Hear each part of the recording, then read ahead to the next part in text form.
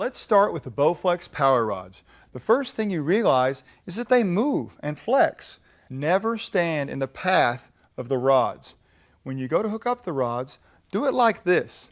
Stand away from the path of the rods and keep your face away.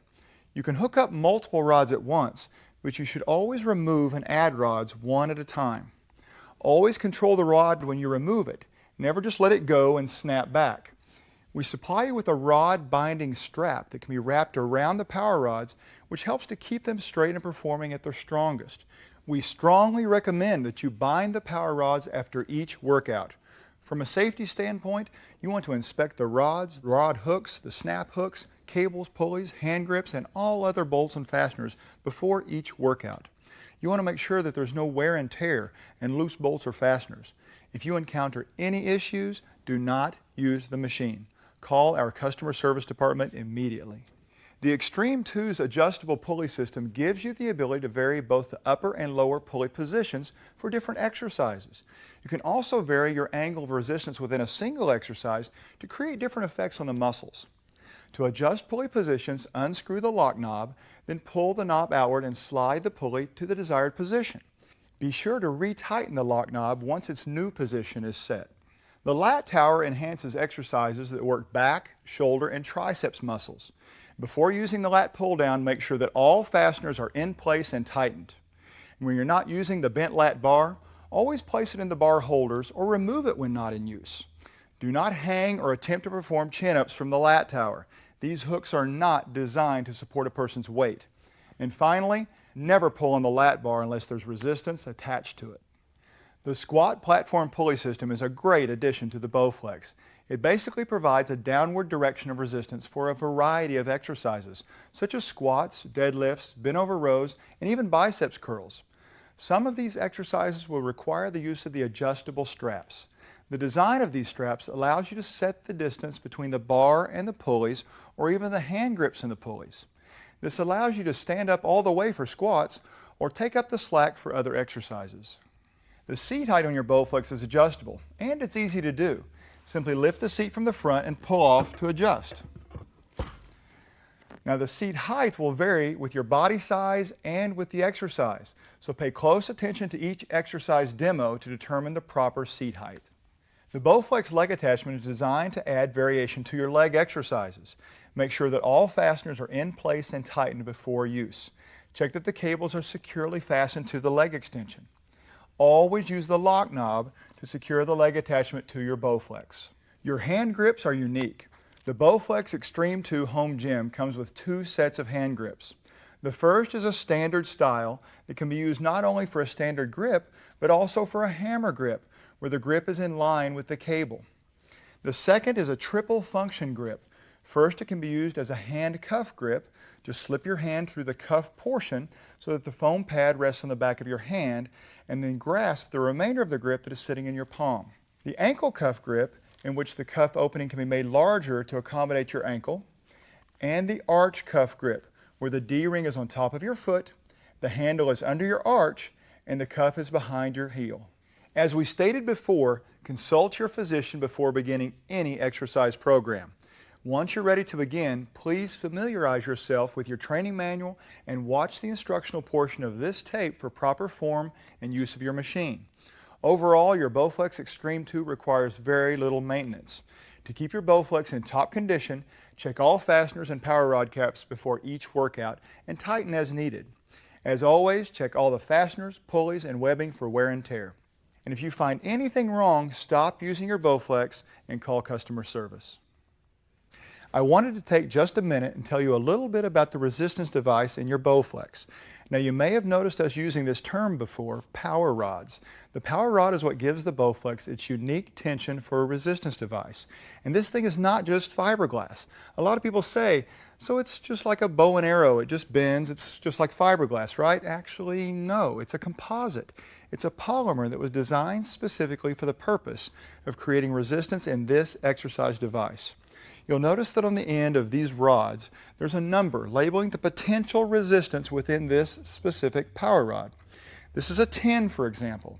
Now, when I first hook up this rod, there's a slight bend in it, And that slight bend creates about 2/3 of the resistance that's labeled on here. So I'm going to get roughly 6 pounds of resistance at the starting position with this 10-pound rod.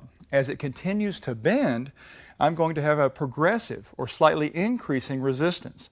And when it's taken all the way to the bottom, where the cable runs out of room and we're touching the pulley, I will have roughly 100% of the labeled resistance. That's going to be true of the 50s, the 10s, the 30s, and of course, we're going to use combinations of these rods to create every variety you want between 5 pounds and up to 210, 310, or 410 pounds, depending upon your specific Bowflex.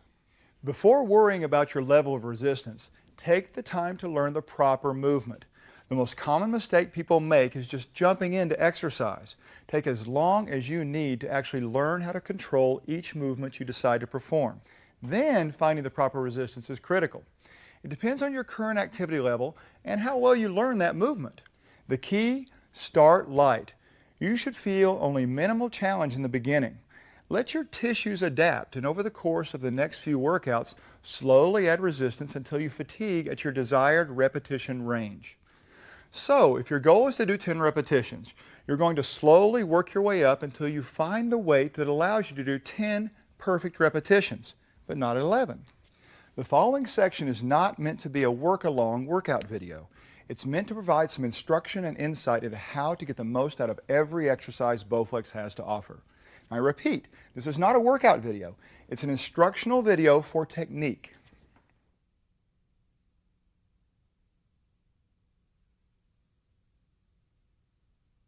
Before you begin any exercise program, please consult your physician.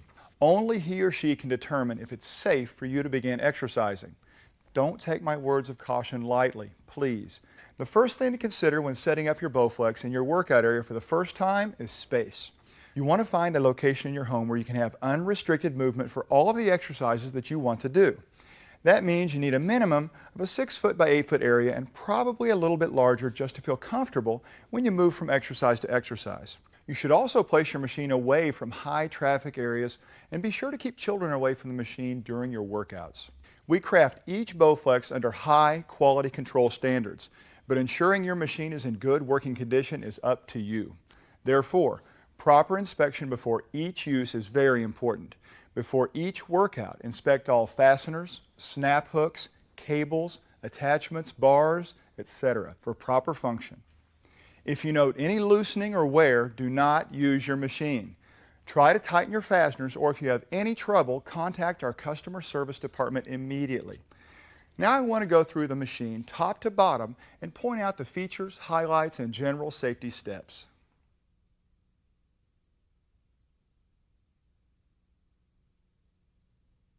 The bench press on the Bowflex is very different from the normal bench press you'd see somebody do in a gym.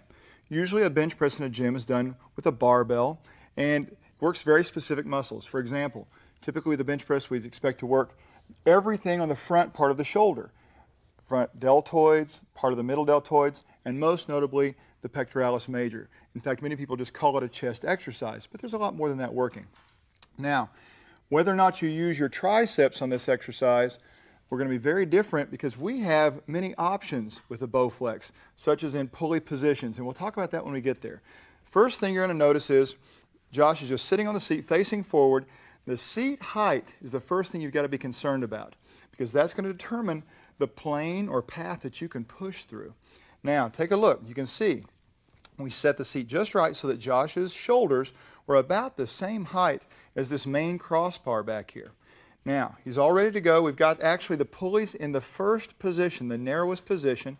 And I'm even going to suggest that maybe if you've never done this exercise before, this is a great place to start. This actually mimics the position that we had on the oldest version of the Bowflex, the old Power Pro. Now, next, grabbing the handles. And here's where you need to start from the very beginning, taking care of how you do things. So watch how Josh does this. He kind of leans forward and reaches back from underneath, and then just kind of curls the handle to his shoulder. Now that's a lot better than trying to reach back over the top like this. I would not advise that. Replay this if you have to, but watch how Josh did that. Then he just brought his arms out to the side, not all the way up to shoulder height. See, he's just right there, just a little bit below shoulder height. That's just perfect. And his elbows are bent to about 90 degrees. Now, watch very carefully. Before you start moving, you need to position your body in just the right place. Make sure your head is back, don't throw your chin forward, and think about lifting your rib cage and kind of pinching those shoulder blades back and together. And if you can, work on keeping that trunk and rib cage position throughout the entire movement of each and every repetition. Now watch as he maintains that. He's going to slowly bring his arms together and straighten them towards the front. Now one big key here, see if you can do that again, Josh, and we're going to show people how the cable stays right near his arm the whole time.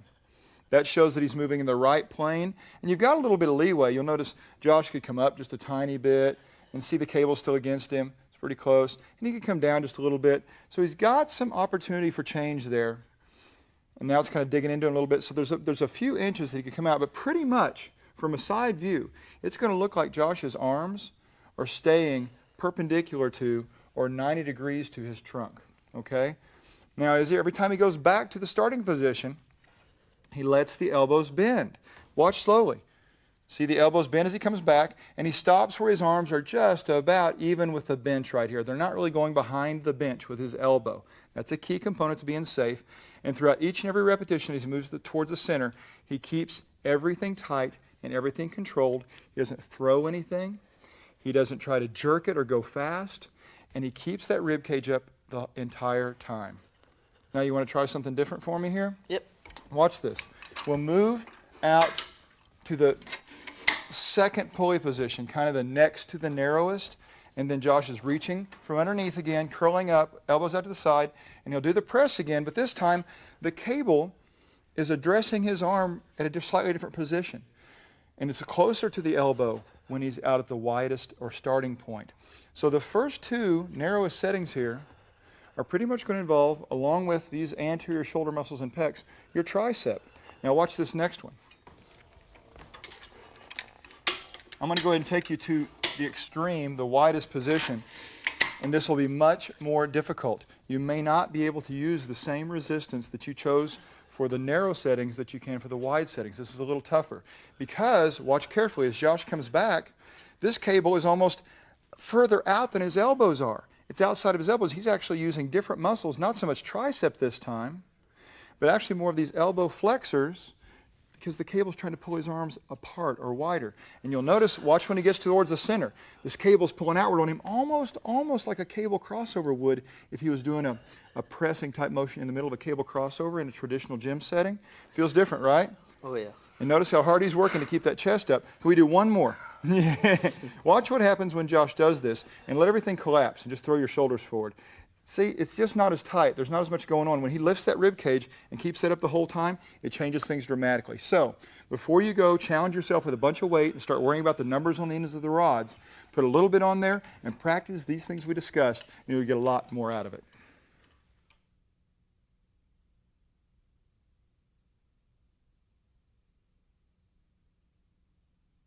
The chest fly on the Bowflex has several options that we're going to talk about that will actually make it one option like a little bit like a dumbbell fly that you've done in a gym maybe, and the other option will be a little bit like a cable crossover type of fly that you also might have seen in a gym. But first things first, the chest fly does work not only just the pecs, but everything on the front part of the shoulder, some deltoids and that kind of thing, and there's actually going to be some of these elbow flexors involved in keeping the arm in a relatively static, not necessarily straight, but static, unmoving position at the elbow. So we set the seat for Josh for this exercise is just right so that his shoulder is just about even with the crossbar. So check your seat position a couple times, maybe have a mirror set up and you can kind of tell where you are here. That's the first critical thing. Next, be very careful with how you grab the handle. Go ahead and show him, Josh, kind of reach underneath there and watch how he kind of bends his elbow and brings it right to his shoulder. That is by far the safest way. Don't try to reach back over or out and stuff like that. This is a really good way to do it. And then he's just going to bring his arms out to the side. And like I said, he's keeping a little bit of a bend in his elbow. And you can even vary that. Sometimes a little more of a bend, sometimes a little straighter. That looks pretty good right there. And I've got the pulley set in the narrowest setting. And this is going to be the best place for beginners to start, primarily for getting used to the exercise, because this will actually make the resistance a little less dramatic for you having the pulley in this position. So watch as he positions his body, he keeps that rib cage out and up and really kind of keeps his shoulder blades back the whole time. And then He slowly brings his arms to the front. Now, you may have heard this cue if you've been around gyms long enough where people talk about act like you're reaching around a tree. Have you ever heard that? Yeah. Act like you're going to hug a tree. I would really advise against that because usually when people do that, when they come around to reach around the tree, yeah, they drop everything. They drop their rib cage, they drop their posture.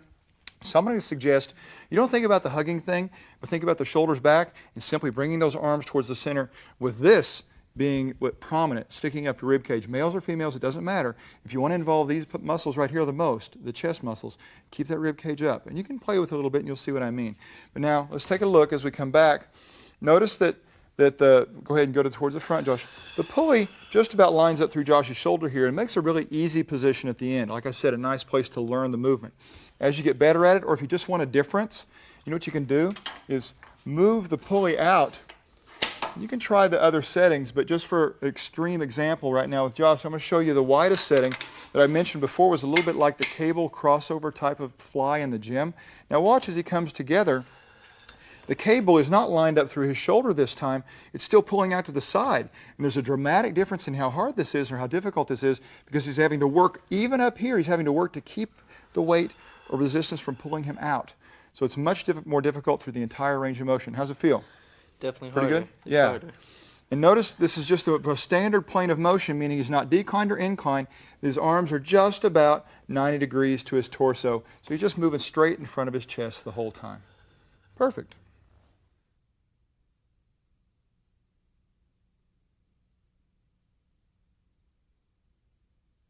Let's take a look at the decline press or decline chest press. Now this time, the seat is a little bit lower. And notice for Josh, we've actually got it on the lowest setting. And for Josh, that ends up being where his shoulders are about the same height as the pulley when they're not being used, when they're just hanging here. And that's going to be important because it's a new plane or path of motion that's going to angle downward. So the pulley needs to be, in essence, above his shoulder as much as we can get it. So notice how he reaches back to grab, again reaching behind and just bringing a bent arm and curling it right in towards his shoulder, and then elbows out to the side. Now watch. Start before you even move, start by getting the chest up high, pinching the shoulders nice and tight back together. And a lot of times people don't think about this enough, or they think, oh, I'm good enough. Really, go ahead and try to get them back there and work on that and get that rib cage up and out. Now, we're going to angle downward. We're going to drive the arms together, straightening the elbows and meeting the hands in the center or coming close to it. And you'll notice I have got the pulleys in the narrow position. Again, I think this is a great place to start, especially learning the exercise. It makes it a little bit like a dumbbell press. You know, if you use dumbbells in the gym, when you get to where the dumbbells are over you, they're kind of balanced through your shoulder. They're not very difficult in that position. And this is mimicked by the pulley position here. And that looks perfect. Now, if you notice from the side, the angle at which Josh is pushing, he's probably a foot lower maybe from his original chest press that we did before, if you reviewed that. Now, take a look what happens. We can make this a little bit different. If I move this outward, I'll go ahead and just move it out just a little bit, maybe to the third hole from the narrowest or the next to the widest. Same path of motion, but we've changed things. From this position, you can see that when Josh goes to the end with arms near straight, the cable is not lined up through his shoulder anymore or resting on his shoulder. It's got some separation there, and that makes it harder at this position. If we went out to the widest position again, even all the way out here, it would be even tougher. So you may have to adjust the weight. If you did a really challenging set with the pulleys in narrow, and then you say, hey, for the next set I'm going to go wider, you might have to change things a little bit. Notice every time, one key component to using the Bowflex, every time Josh moves through the path of motion, that cable stays lined up through his arm. Watch what would happen. If he was too high, he would know it right off the bat because there's some distance between his arm and the cable. So that's what helps him to know that he's moving the right direction. And then all he has to do, if he's feeling it in his chest and keeping it up, he's going to really be able to tell versus let it drop again. Let's see. If he lets that chest drop, yep, it's just not going to provide the same effect to him as if he really tries to keep his posture the whole time.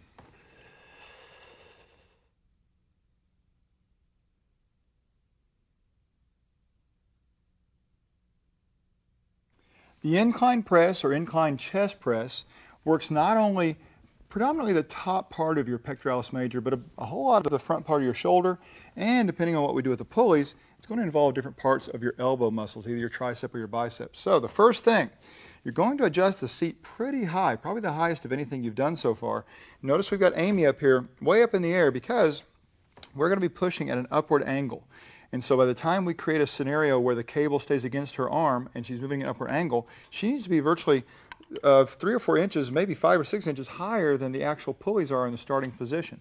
So try different seat positions before you actually do the movement and just see what it looks like, maybe in a mirror, maybe a mirror from the side. You can tell how high you're pushing.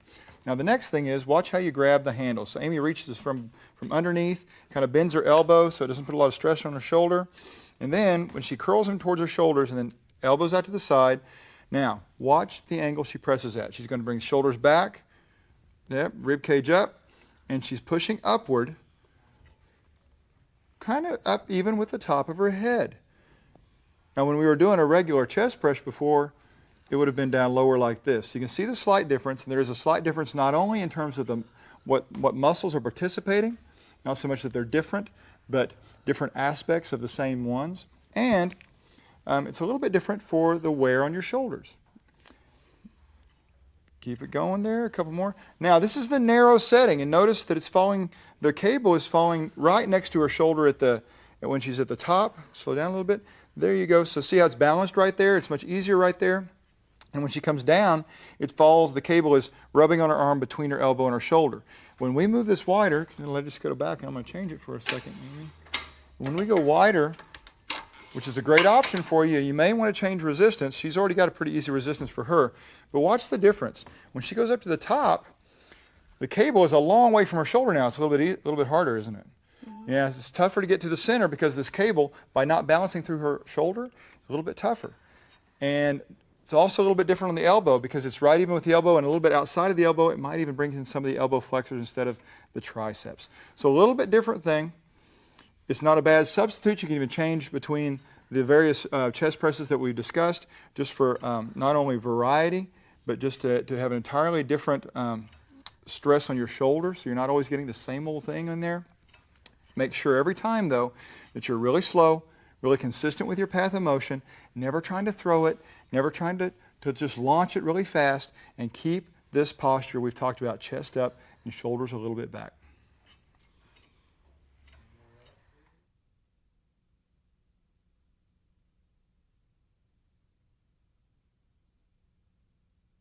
The decline chest fly and also the decline chest press we mentioned earlier are not what they seem to be. In other words, many times in the gym people say, oh, this works your lower pec, when in fact the decline plane of motion may be the best at working your entire pec.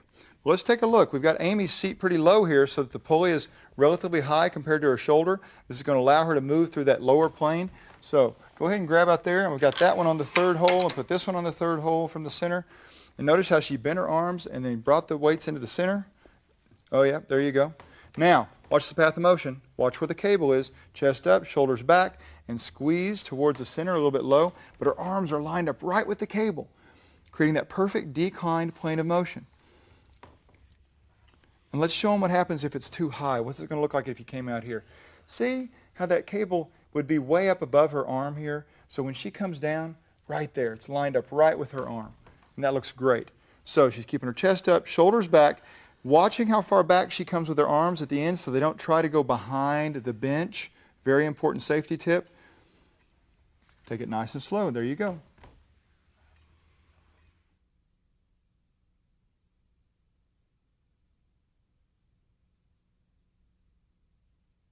We've got Josh set for the inclined fly. Now the seat's a little bit higher than normal. In fact, I think we've got it just about all the way up here and maybe one notch from the top. And that's going to allow him to move upwards at an angle that we call an incline in the gym. And it's going to work, again, not only his chest, but a bunch of muscle in the front of his shoulder. And the key here, as always, is be careful how you grab the handles. Reach back slowly, bend your arm slowly, and then get that chest up, shoulders back. Now watch from the side, you can see when he comes up, that cable keeps lined up with his arms. He could even go, let's see what happens if you go just a little bit higher or a little bit lower. A little bit higher, it's not lined up with his arm as much anymore. So we might actually have him go That was a little bit too high of an incline. There you go, but it's still a lot higher than where he was when he was doing that regular chest fly.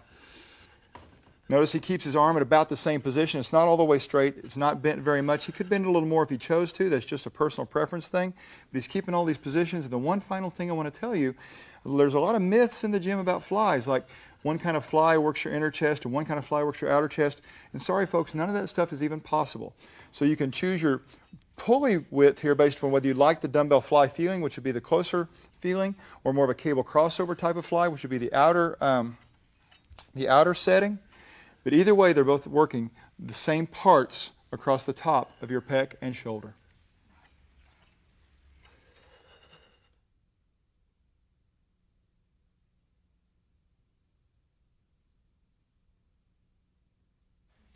This is called a rear delt row, but there's really a lot more going on than that. First of all, remove the seat. You're not going to need it. And we're going to start with either the pulleys in the narrowest setting, or you might try it in the next to the narrowest, probably in position 2, I guess we could call it. And then when you grab the handles, notice how Josh has got them crossed here. So with his left hand, he grabbed the right handle and vice versa. And now when he stands up, here's what we suggested. Maybe he do kind of a one foot in front of the other kind of stance, not with his feet lined up, with a little bit of width to him so he's stable front to back and stable side to side. And then what he really needs to do is angle his torso so he's pretty much perpendicular to the cables. So he's kind of bent forward ever so slightly, but notice he's got a pretty good spinal alignment here. He didn't just go ahead and slouch kind of forward. He's not bent forward like that. We never want that. So he's really got his chest up and everything. He's just kind of bent forward at the hip by sticking his bottom out. Now, what you're going to notice across here is a whole lot of work with all these muscles in the trapezius and rhomboids and all those scapular guys, some rear delts, and even some guys underneath the rear delts, a little bit of the rotator cuff and that kind of stuff. Now watch carefully. He's going to lead with his elbows. His palms are facing the ground, and he leads with the elbows and keeps them almost shoulder height and takes them back as far as he can without just going ahead and leaning his whole body back. Yeah, we don't want that. So now when he comes forward, his torso stays there. It doesn't follow him forward, and he can squeeze him back again. You can see exactly what he's working here. This time as he comes forward, you're going to let your shoulder blades move a little bit. Sometimes you can let your shoulder blades move a little bit as long as you don't slouch. That's an option also. But every time he comes back, he's got those arms almost shoulder height, and that's the key because watch, let's take him down. See what happens? When he went down away from shoulder height, you don't see those rear delts as much anymore, do you? So that's pretty neat right there. A couple more reps and you can watch that perfect form. Nothing else changes. Feeling good? Oh yeah. Get the weight just right so you can practice the perfect one first. There you go.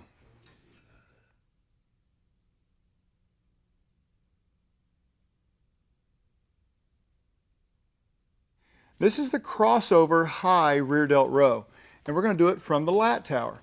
And I suggest on this one that you put the pulleys in the narrowest setting that's available on the lat tower. Now, take a look. Seat's gone. Josh steps around the front there, and watch how he crosses over, meaning right hand to the left handle, left hand to the right handle, and then when he gets ready and gets in position, the cables and handles will actually cross. So, here's the key. He's kind of got his feet not only a little bit side to side, in other words, they're not lined up with each other like he's standing on a balance beam or anything. They're still split side to side, but they're also split front to back, and that's so he can balance front to back as I ask him to do this next thing, which is a very slightly lean back. Very slightly. Notice he did that in his lower extremity. He didn't just arch his back a whole bunch. Show what happens if it's too much in the back. Yeah, if he just did that in his back, I don't necessarily want that. That'd be uncomfortable. So he's doing it all kind of down here, this leaning back thing. It's almost like he's like a water skier, if you can imagine that, just a little bit back. And what that does, it angles his torso so that he's kind of perpendicular to the cables here. And now watch. His palms are facing the ground, and he leads with his elbows. It was so critical. And every time he brings his elbows back, his elbows bend to about 90 degrees, and his shoulder blades are pinched back too. See all this pinching together, all these scapular muscles, and you can see the rear delts. And as he goes forward, he lets those shoulder blades come apart. Show him that again, Josh. See how they come apart? And then every time he pinches here, as he brings them back, and that's perfect. And every time he keeps his elbows just about shoulder height. And this next time, I want you to see the difference between that and if his elbows drop way down. Now that's a different thing. That's going to be something else we might do later, but you don't see as much activity up here. Some, it's not that there's nothing working up here, but if the emphasis is up in this area, rear delts and all of its little buddies, then we're going to keep those arms out to the side like that. There you go.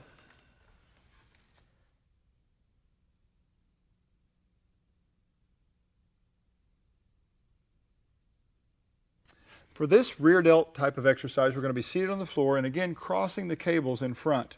So when you grab the cables from the bottom platform, move the pulleys to the widest position and then grab the one from the right side with the left hand and vice versa. Now, make sure you bend your knees some here because it's going to make it a lot easier to sit up erect in your spine with your knees bent. If you try to lock your knees out, not only will it be uncomfortable, but also you're going to have this big rounded place on your back. So nice and straight, chest up, palms facing the floor, elbows are going to move out to the side at near shoulder level.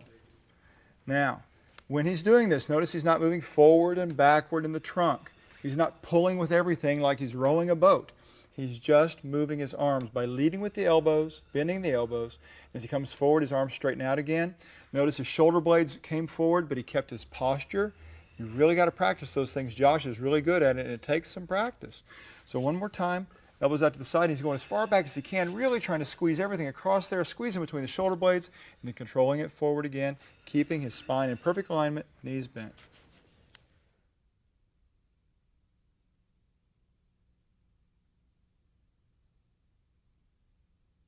Here's another version of the rear delt row, only this time we're standing like one of the previous ones, but we're going to be bent over using the pulleys from the platform. So I'm going to ask Amy to come around here and face the machine. Now the whole key to this is more advanced than some of the others because before you just were trying to remain virtually upright while pulling from this direction. One of the greatest challenges to this exercise is being able to maintain the positions in your spine that you need to while bending forward to perform the exercise. So make sure that you understand that alignment and that you have the control and ability to do it because you're going to have to bend forward at the hips while keeping your back nice and flat. And that's the tough part. That may be the part that actually gets tired during the exercise for many beginners. And then the key is going to be, once you grab the handles, to move those elbows out to the side. Not beside your body, but out to the side the way Amy is. And notice her elbows, if you looked across here, her elbows at almost shoulder height in terms of being about 90 degrees from her body when she brings them out. And she's going as far back as she can while pinching her shoulder blades together. Look at that. That's perfect right there. You can see this muscle area really working. And as we mentioned before, it's not just the rear delts. There's a lot of other portions of the deltoid as well as deeper muscles, even portions of the rotator cuff that are working here. But the whole thing is that she's paying close attention. Even when she's pulling on the cables and thinking about her arm movement, she's still in the back of her head is thinking, what position is my spine in? Am I keeping my abs tight? Those are the first and foremost things on her mind.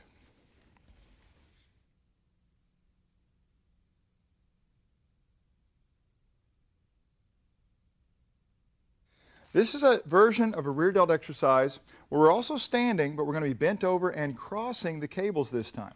So Josh, I'm going to have you come around front here. We're using the cables or the pulleys from the platform, and we've got them adjusted. The position of the pulleys is adjusted not all the way out, not all the way in. When you do this, you might try one of the middle two settings for the platform pulley. And notice Josh uses his right hand to grab the cable that's on the left and vice versa. And now we're set up. The big thing here is going to be getting a foot position, knee position, and hip position that allows him to do the thing he needs with his back, which is keep it flat. And sometimes you can think of this as keeping the chest out, because when people say keep your back flat, well, you can't really see your back from where you are.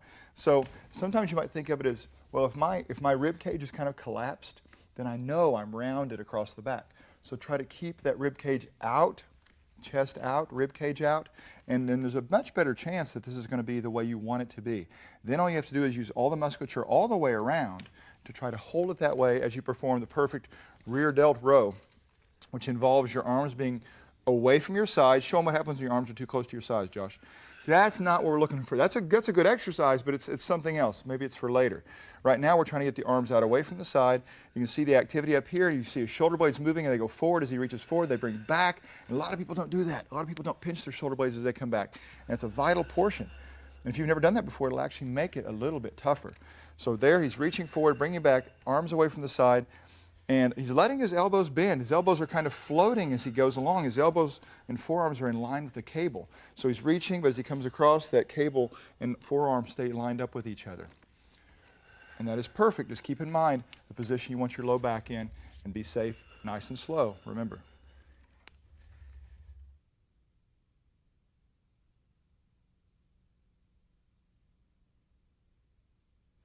Some people call this the reverse fly, and it's really just another version of what a lot of people think of as a rear deltoid exercise. Even though there's a lot of other muscles working, that probably is the main thing. So Amy's going to help me right here. Notice we've got the pulleys on the narrow setting with no seat. She's going to come around front and face the machine, and with the right hand grab the right handle and the left hand grab the left handle, and kind of keep her feet split maybe front to back just for a little support and stability. Now here's the key. This being more like a fly, she's going to hold her elbow still. Now that doesn't mean locked out straight. She's going to keep a slight bend in it. There's another thing I want to talk to you about here. If you can see, a lot of times people when they do flies in the gym, whether it's a reverse fly or a chest fly, they always think that a fly position has to do with turning the palms towards each other like this. You do not necessarily have to do that. In fact, for this, I'm not sure that I would, because when we turn the palms, so many times we externally rotate the whole shoulder, and when she comes back, you're not going to see as much activity here as when she keeps the palm facing the ground and then takes the arm straight out. Now watch this. Look at all these things working, not only rear delts, but a lot of the other deltoids, trapezius, all those scapular guys. And come on back to the center. She keeps her posture as she comes forward. It's so nice and so slow and so controlled. And as she goes out, notice her arms are just very slightly below shoulder level. And this is important. So a lot of times people start bringing them down too low, or they start bending their elbows a bunch and they end up doing all kinds of things like this. So try your best to go slow and pay attention.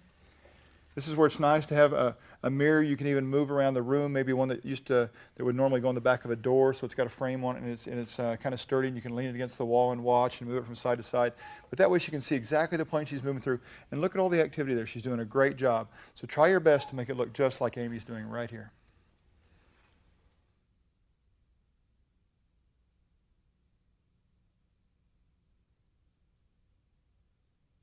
The crossover reverse fly is a great exercise, not only working their posterior deltoid, but a lot of other scapular muscles and even some other deltoid muscles a little bit. Now, notice the seat is gone. The cables can either be in the narrow setting, or if you've got pretty long arms like Josh does, we went to a little wider setting so it wouldn't rub on the bench when he crosses those cables over. Now, as he comes around, he's going to reach over with his right hand to grab that left cable, and vice versa here, left hand on the cable from the right side. Now the next thing is real important, of course. Not only his posture, keeping that spine, relatively straight so he's not all hunched up and slouching and that kind of thing. You always want to watch for that. But also he's got his feet kind of split front to back. And that helps him be stable, and he bends over just a little bit so his torso is perpendicular to the cables right here. And he's going to keep his arms pretty stiff, meaning not necessarily straight, not necessarily locked, but not letting him bend during the exercise either. And that's what's going to make this a fly type of movement. Now, we're going to ask also that instead of turning his palms towards each other, traditional fly, maybe keep the palms facing the ground. Try it and see which one you like better. But I think if you try this and get used to it, I think you'll like it.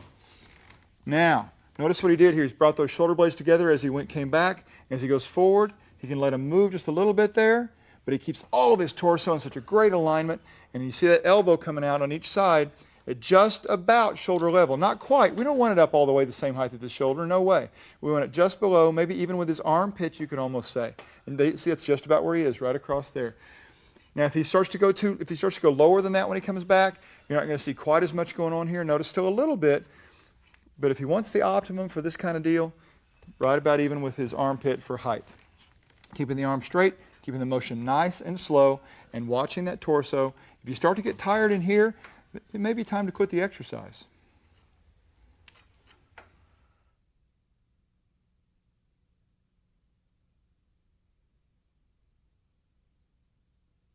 The seated shoulder press is a great upper body exercise involving not only the deltoids, like so many people think, but also almost all of the scapular muscles, and even rotator cuff. It's a great rotator cuff exercise, especially when you're doing it with the lighter weights and warming up and that kind of thing. So what you want to do is set the seat height so that it's high enough that when you grab the handles, you really got some tension on them, because you can see that if it was too low, when the handle was up here, your hand would be up this high before you even started the press. So that might not work as well. So we've got this set for Josh where his shoulder level is just about the same as the crossbar right here. Now notice we're still going to have him reach underneath to grab the handles. That's still real important that you don't reach over the top. And now he bends the elbow and gets him into position. We have got the pulleys specifically set on either the narrow position, and in a minute we'll show you the next to the narrow position. There's probably the two best options for you. The narrowest is going to be the easiest, and as he presses upward and a little bit forward, you'll see he's actually kind of going over his forehead a little bit. And as he does, he keeps his forearms parallel, kind of reaching up to the sky there. And as he comes down, he bends his elbows, again keeping his forearms parallel the whole time. And he could, if he wanted, he could even push a little bit more forward. It'd be a little bit different version of the same thing, and a little bit more even upper pec involvement. But a little bit higher where you started. Go back where you started just a little bit. There you go. Now, let me show you something. When we go one notch wider, go ahead and take it down while I do this. I didn't want to make it tougher on you while you're up in the air. One notch wider, the second pulley position. And it's going to be a little bit tougher already because the pulleys or the cables are pulling out wide on him from the top, right? So you can't balance there. Yeah. So that's pretty tough. To come all the way out here, the widest pulley, I'm not sure I would do it with this exercise. Even the next to the widest, I'm not sure I would. So pay close attention to what he's doing. Let the shoulder blades move up when you reach up. They're going to come down when you come down. Allow all that natural motion and keep it slow and controlled.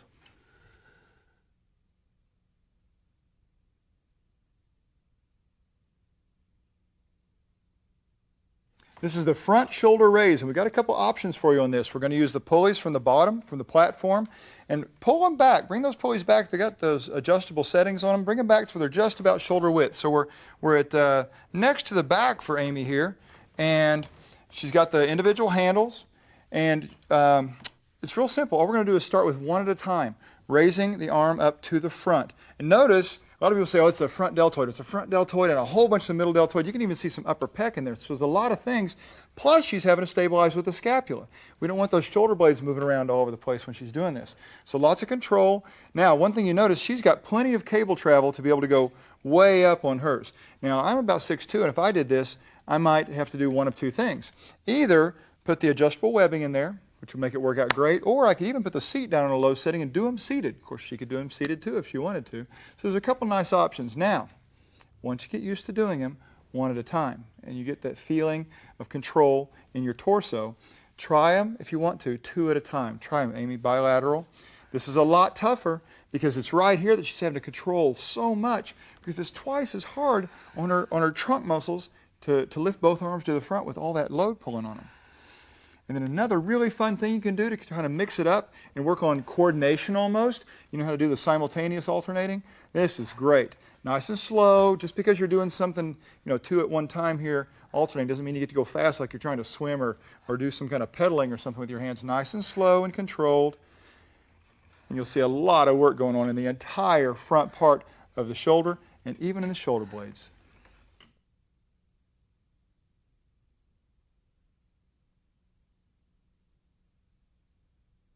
This exercise is shoulder extension, and we're going to start with the seat removed and the pulleys in the narrow setting. And Amy's going to walk right around to the front, and her back's going to be to the camera, but you'll actually be able to see a lot more in what's going on in the muscles because she's here. Now, you're just going to grab with her left hand the left handle and the right handle with the right hand, and then split the feet again, front to back. That's again for stability. She's going to keep her spine nice and controlled, tighten the abs and all that good stuff. And then all she's going to do is keep the arms relatively straight and slowly bring them back, even with her body, and maybe even a little bit behind there. And watch what she did right then. Did you see? Go do it again. Shoulder blades move forward as she moves her arms forward. Now watch, she pinches these shoulder blades together as she brings them back. Sometimes you'll see people do this, and they don't really pinch their shoulder blades together. It's not going to do the same thing. You'll feel so much more if you can pinch it every single time. Now, she could also alternate them if she wanted to. There you go. Now I'll show you the little bit more advanced version. Once you get pretty good at a couple of these versions, go ahead and step back just a little bit and then lean forward by bending at the hips. Now see, she did not lose her posture. She took her nice straight back and bent forward by sticking her hips out. That's why I say it's advanced, because that's the advanced part of it. But in doing that, she's able to start from a greater range of motion instead of just pulling from here to here like the initial one. So now let's take a look at that, Amy. Pinching together. There you go. And it's also tougher because the further these cables travel, the more the rod bends. And you remember from the first part of this DVD or video that the further the rod bends, the more resistance you get. So this, in many ways, is more advanced. So give it a try, but not till you're ready, not till you can control the first version.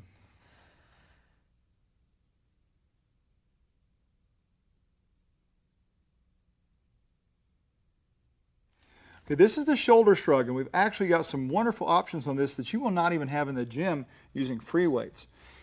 The big reason we have options is because of the multiple positions in which we can put our pulleys down here. Now we've got this set for Josh where the pulleys are almost in the next to the narrowest setting on this bottom platform pulley. So Josh, come on around and face the machine.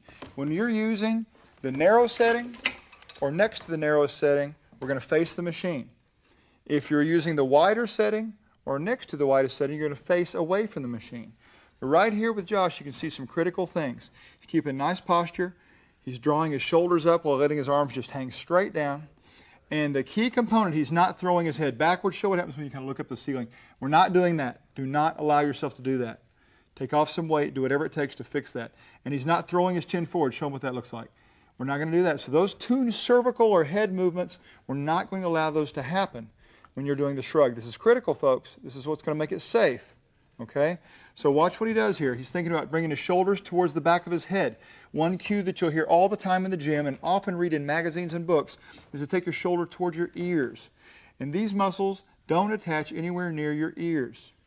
And you'll actually be more effective if you take your shoulders towards the back of your head, which is a little bit behind you rather than right towards your ear right there. So keep all those other things in mind. And remember, you can make a nice variation on this. In fact, let's show them, Josh. Move that on out to the wide one. And then just face away from the machine here. Now look, this time, because the pulley's a little wider, it's going to pull outward on his arms. Some people might find that really more comfortable, and they might even get more range of motion because the pulleys are pulling outward slightly or the cables are outward. But all the same things. Shoulders to the back of the head, not shoulders to the ears. Don't let your head go up or eyes up. Don't let your chin go forward. How does that feel? Good.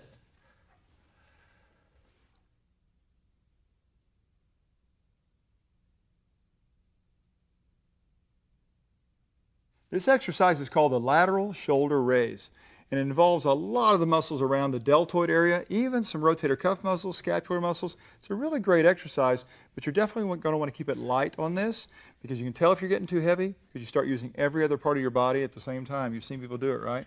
Now watch, it's real simple. Just grabbing the handle, seat removed. We have these pulleys, the platform pulleys, to the narrowest setting all the way back by the main part of the machine here. Now, they're just simply going to keep the arms near straight.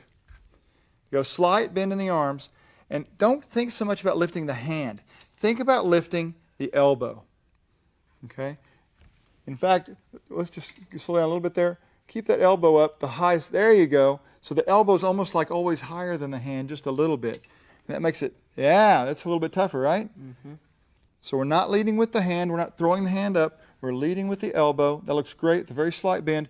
Now, he's standing, Josh is standing up perfectly straight right now. The thing I'd like for you to see, if you're good enough at alignment and posture in your spine, if you're good enough at stabilizing your trunk, and it's a big if, you got to know who you are, then you can bend forward at the hips, and you can see right over here from the side that he's got his nice posture. And now we've actually changed very slightly the parts of the deltoid that are involved. Because right here, he's bent over more, and you're going to see more of this middle part. You can really see that. There you go. Again, leading with the elbows. So you can see the difference between this, and then I'll have him stand up again, and you can see how different that is. And now it's a little more of this stuff up here on front. So that's a nice distinction. We could even have him bend over a little more dramatically. Go ahead and you can almost go against the bench right there. So he's bent over quite a bit, and that's real different. That's way around here, different parts of his deltoid. Now the whole thing is working. It's just that we're slightly changing the contribution from specific parts of the deltoid in the middle of this whole thing constantly working.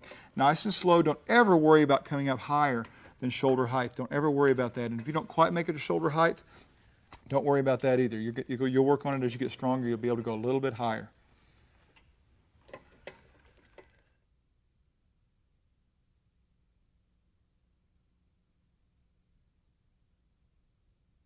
I love this exercise. It's another lateral raise, but this time we're seated, and we're going to actually use the cuffs and place them over the forearm. So it's kind of a seated forearm lateral raise. Josh has already got that one on. You take this, this hand cuff and spread it apart and put that foam part over the upper part of the forearm, not clear up here by the bicep and stuff, so it's right up by the elbow.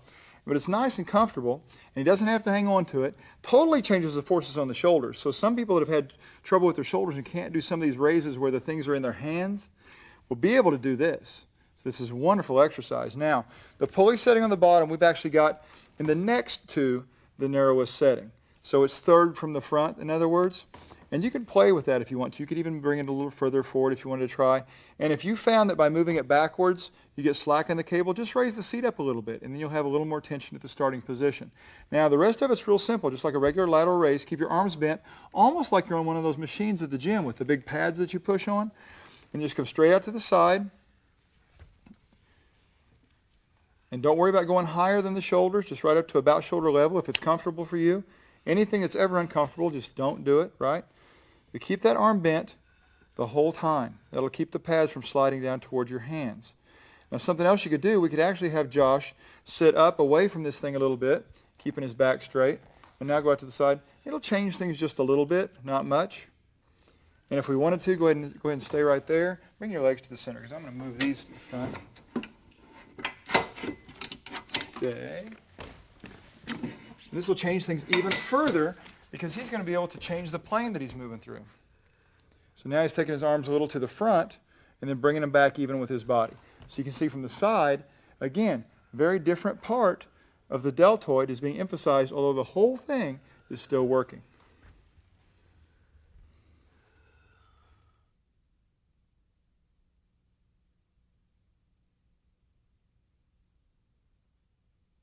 Scapular protraction. Now, it's not an extremely popular exercise, but it's been used many times in the rehab of the shoulder, and there's an awful lot of people who are interested in the specific muscles that are associated with this, primarily the serratus anterior.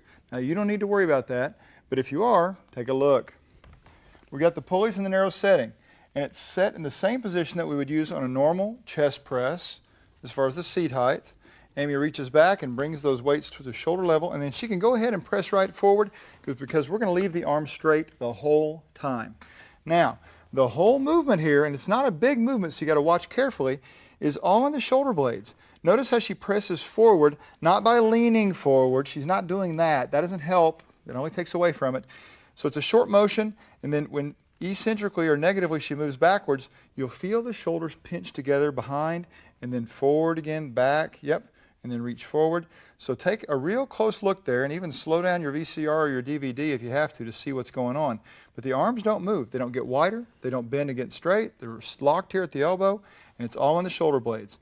And there's a tremendous amount of muscle doing this. It's just not the visible muscle you're used to seeing and working all the time.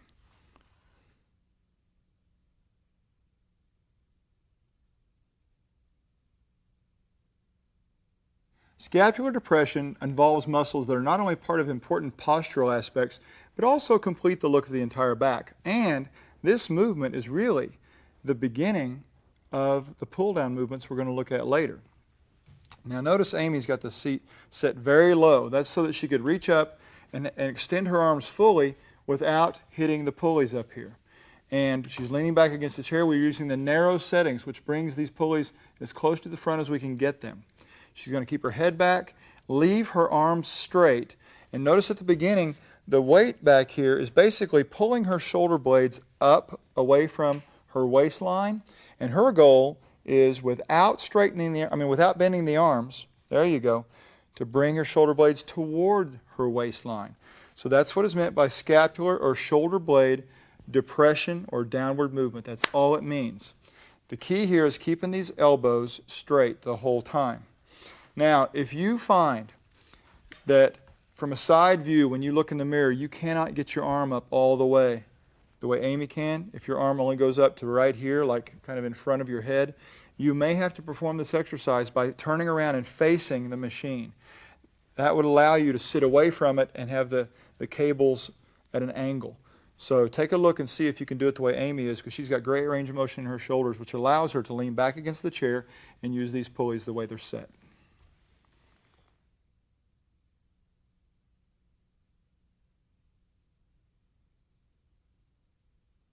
This is a scapular retraction exercise. And again, because it's just shoulder blade motion, you're not going to see a lot of overall movement.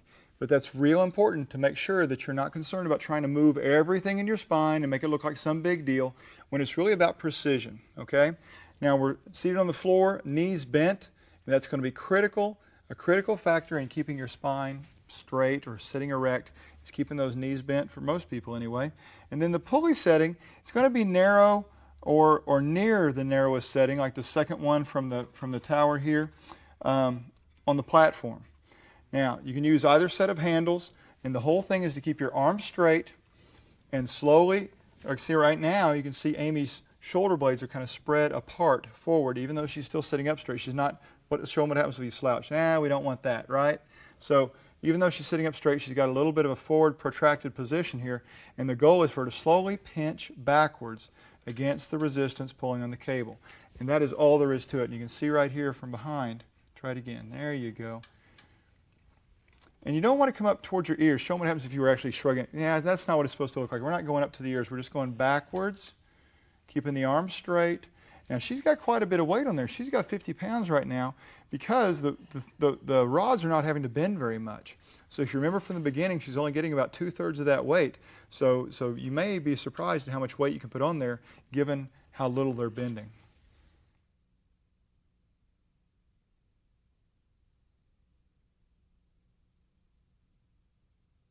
This is shoulder external rotation. And though a lot of people consider it solely an external rotator cuff exercise, there really is a little bit more than that involved. There's some deltoid in here and some scapular stabilization. And I guess the big thing is that we're trying to keep the upper arm still. So she can have it in, let's bring it in a little closer to your side here, Amy. There you go. So she can bring it in here. It doesn't have to touch your side. In fact, I don't think you want to smash it. But just try to control it. And she's trying to just pivot right here so the forearm moves in towards her stomach and then rotates away, creating this nice little arc around here. And keep the weight pretty light. We don't want to go to where necessarily like burning and fatiguing, and it's not one of those kinds of exercises. It's just a little bit of a strengthening exercise for the back part of the shoulder.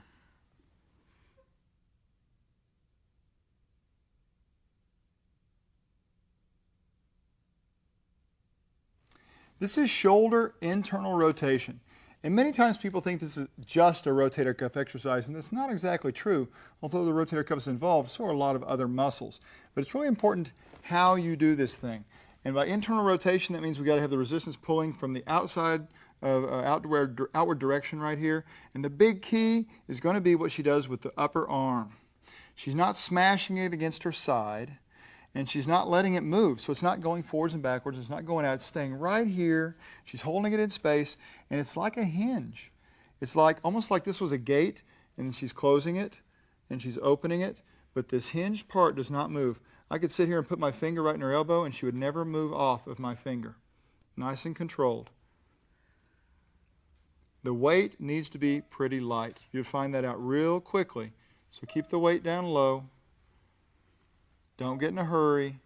You should never probably feel a fatigue type, single muscle fatigue type of thing. Like if you were doing an arm curl and you knew this was getting tired, you will not feel that on this kind of exercise.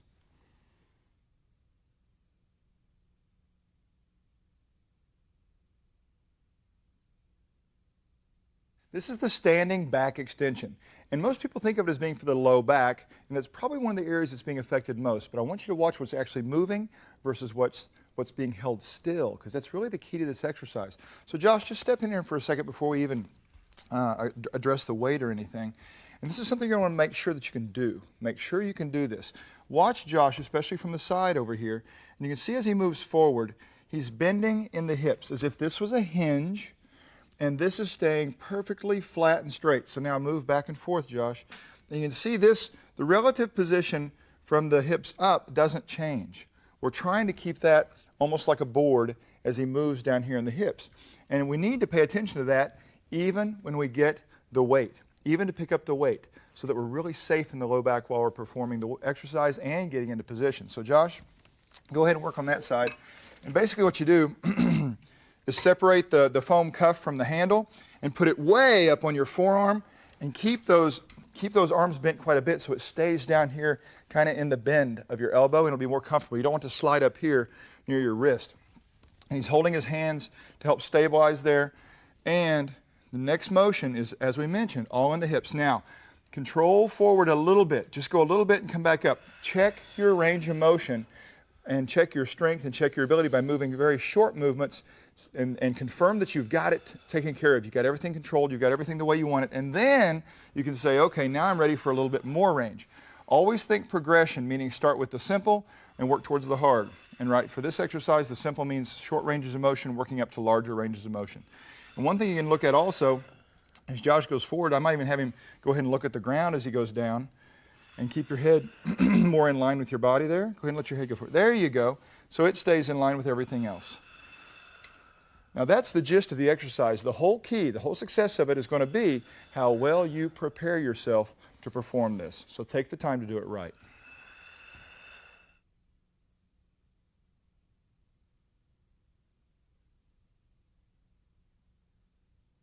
This is the wide lat pull down, and we're going to do it in a seated position. And we've got the seat adjusted already for Josh so that when he reaches up to grab the bar, he doesn't have any slack in the machine. In other words, when he goes up, it won't hit at the top. He can straighten his arm all the way out and still have resistance. Watch what I mean. Go ahead and have a seat, Josh, facing the machine. Notice we've unhooked the lat bar from these bar hook holders up here, and it's hanging on the snap hooks. And I've got the pulleys in the narrow setting. There's really no reason here to put them out wider at all. It's not going to change anything because you're primarily pulling on the bar.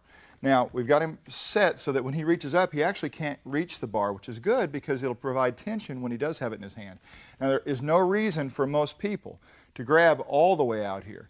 And most people are going to end up grabbing right on this bend because to go all the way out here will actually limit your motion because it depends on your arm length and your shoulder width in terms of where you need to go. There is the possibility that some people with smaller stature could even grab inside of these hooks right here.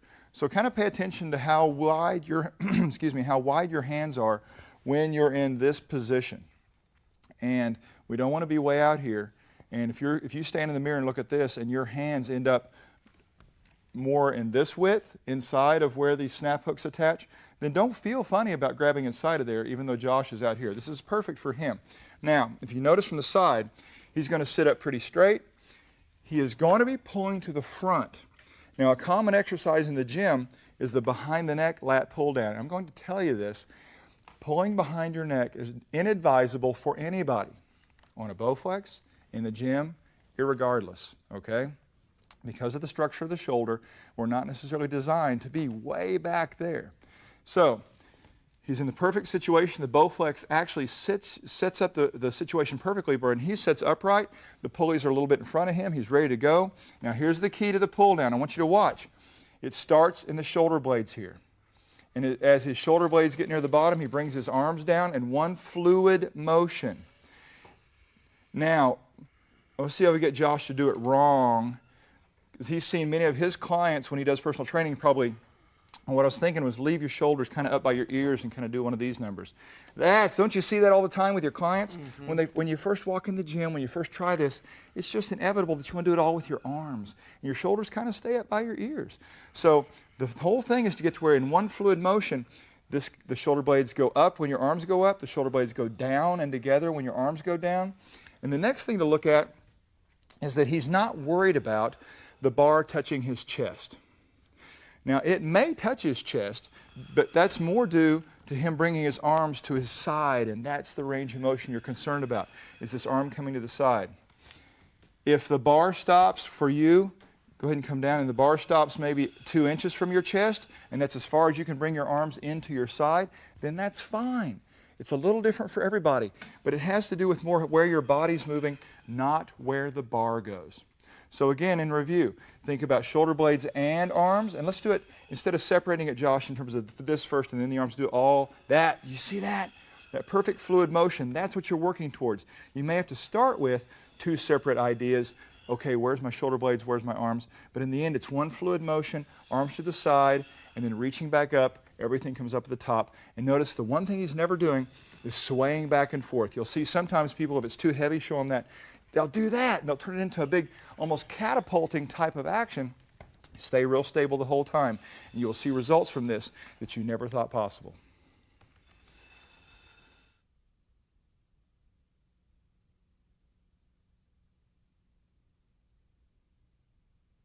This is going to present 2 versions of the pull down, both of them in the narrow grip. And one thing we need to talk about is all pull downs are virtually working the same muscle groups. Let's take a look. Josh, go ahead and have a seat here. We've got the seat adjusted so that when he reaches up, he can't quite reach the bar. Take it from the hooks right here, and you'll notice he's going to have to grab. Yeah, there you go. We're going to use a narrow grip. And I want to show you something. We're going to involve, a lot of people think pull downs equals lats, and that's true. That probably is the most visible, most notable muscle that people are aware of when they're working pull downs or performing pull downs. But pretty much everything on the bottom half of the shoulder, meaning even posterior deltoids, lats, rhomboids, in here, teres, there's just all these muscle groups that people aren't typically aware of, and you don't need to necessarily know their names, but I want you to know there's a lot more going on here than what people give credit to. So, and there will even be elbow flexors involved here. But this is a narrow grip version of the pull down, and he's got kind of an overhanded grip, so his palms are facing the machine. And this will change things primarily in the terms of the path of motion that he's performing. On the more traditional wide grip, where you're out here bringing your arms towards your side this way, he's simply going to be bringing them towards the side from the front. That's about all that will change. So as he reaches up, notice that the weight is pulling him into this stretched out arm straight, shoulders up position. And then the first thing he's going to work on is bringing those shoulder blades down towards his waist, and then follow through with a smooth motion of bringing the arms to the side. And that is exactly where he needed to end, right there where his arms met his side. And he doesn't need to try to pull them further backwards at all, and he doesn't need to worry about where the bar is going. He's not trying to necessarily get the bar to his chest or anything. He's thinking about this to this, because that's what the muscles know about. They don't know about the bar. So watch the fluid motion here, and when his arms go up, his shoulder blades will again separate and move upward. And then once you get the idea of shoulder blades and arms working together, try to make it really one fluid motion. So you almost can't tell which one starts and which one ends. It all happens at the same time. And Josh is doing a great job of that right now, where this and this all at the same time, and they end up smashed and all the way down right here. They reach up at the top. And now, simply showing you a variation would be a reverse grip. Now, if you find but by trying to grab this bar, it feels funny in your forearm, something doesn't feel right on either of these exercises, well, folks, that's one reason we've got so many variations. It's not that one exercise is magic or works one little thing more than another necessarily. A lot of it has to do with variety for your joints, so that they're not always getting worn in the same way. And some exercises work well for others in terms of setting them up, and some exercises don't, based upon our individual structures. So this may work great for you right here, where you feel something different going on, but don't worry about it. People say, well, it involves more of this and more of that. It's not the main point. Think about your performance here. Again, he's not swaying forward and backward in his whole body. We want to keep nice and straight like he is right here. And again, pinching here while his arms come by his side. Reaching up with both his shoulder blades and his arms, and it just doesn't get any better than that right there.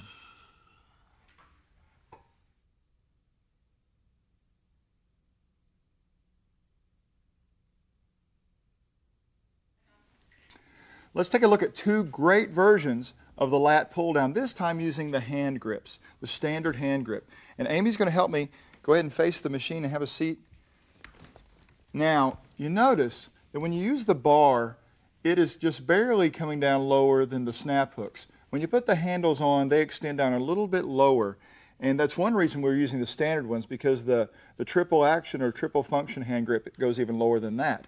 But you might have to put the seat a little lower when you're using the hand grips for a pull down than when you've got the bar on there. So we've got this set up pretty well for Amy, and we've got the pulleys in the narrow position. And we're going to do two versions, as I mentioned, one being simply allowing the handles to come down pretty much parallel to each other, like our palms will be facing each other.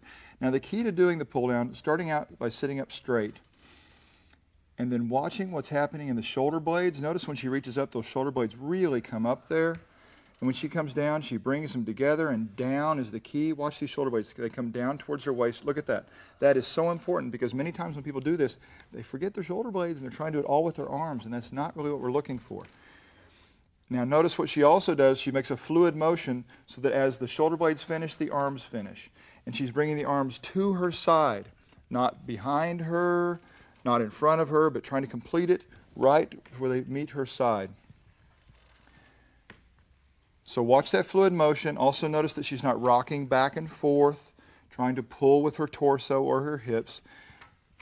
And that's the perfect motion for this narrow grip pull down. Now, we can simply change it, and it's not going to change a lot except for some of you maybe comfort. Maybe it is a neat variation to simply turn the hands so the palms are now not facing each other, but facing you, facing away from the machine. And she's going to maintain that position throughout each and every repetition. Everything else remains unchanged.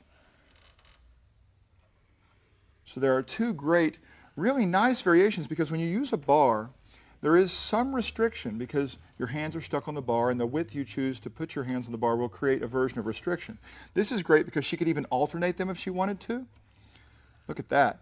This is so nice. And if you've never had the chance to try this in a gym, because they always have a bar stuck on a pull down, this is almost like two separate pull down machines in one. And she can alternate. She could do just one side by itself entirely and then finish the set by doing, the next 10 reps on the other side. There's so many ways to take advantage of the Bowflex with exercises you could never do in the gym.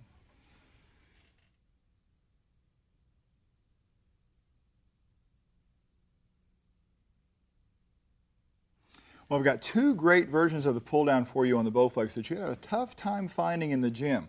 So start with the seat low enough that you can reach up and not have slack in your arm or in the pulley. So Josh, go ahead and have a seat there facing the machine.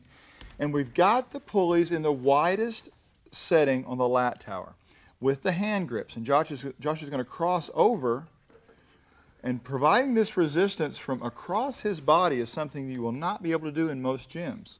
Now this is going to be kind of a wide version, meaning if you were using a wide lat bar, you'd be performing this motion where your arm is coming from the side and coming towards your body, and it's similar to what we're going to be doing here. So notice that he's moving in this plane. There you go. So all the other rules of the pull down are the same. We're not going to sway forwards and backwards. We're going to take great care to make sure that the shoulder blades are moving with the arms, and they're pinching down and back as his arms are smashing near his sides. And it's going to feel very different and provide you virtually more resistance at the top of the motion, where you're normally balanced and not doing a lot and you're working hard down here. By having the resistance come from either side, you're actually going to be working even at the top as you start the motion. Now, a second version of that where we're still crossing over would be where we move the pulleys in to the narrow setting. And this might actually be the place where you would want to start this exercise. It's going to be a tiny bit easier than the wider pulley setting, at least in terms of the initiation of movement. But everything else is the same. You're still moving in this plane that's across your body, and then elbows out to the side, and then elbows down in.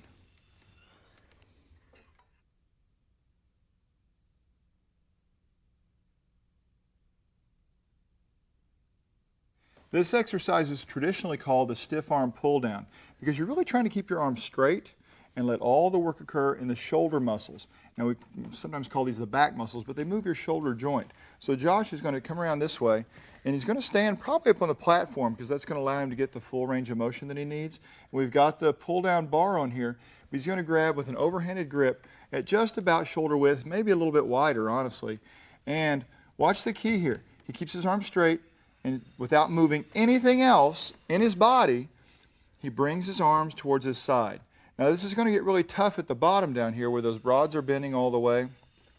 And here's what a lot of people are going to want to do. If you can notice from the side camera over here, go ahead and that's what you're going to want to do. If you've got too much weight and you're not paying attention to what's going on, you're going to want to try to do it with other things. So notice he keeps his rib cage up, which means in essence he's keeping his spine in the same position, and all of it's coming from the shoulder blade muscles, the lats, all those guys moving the shoulders themselves as well. So take great care to make sure that you're performing it with these muscles you're trying to work. And if you start to move anything else in the torso, it's not that it's a bad exercise when you do that, you just may not be emphasizing the muscles that are your goal.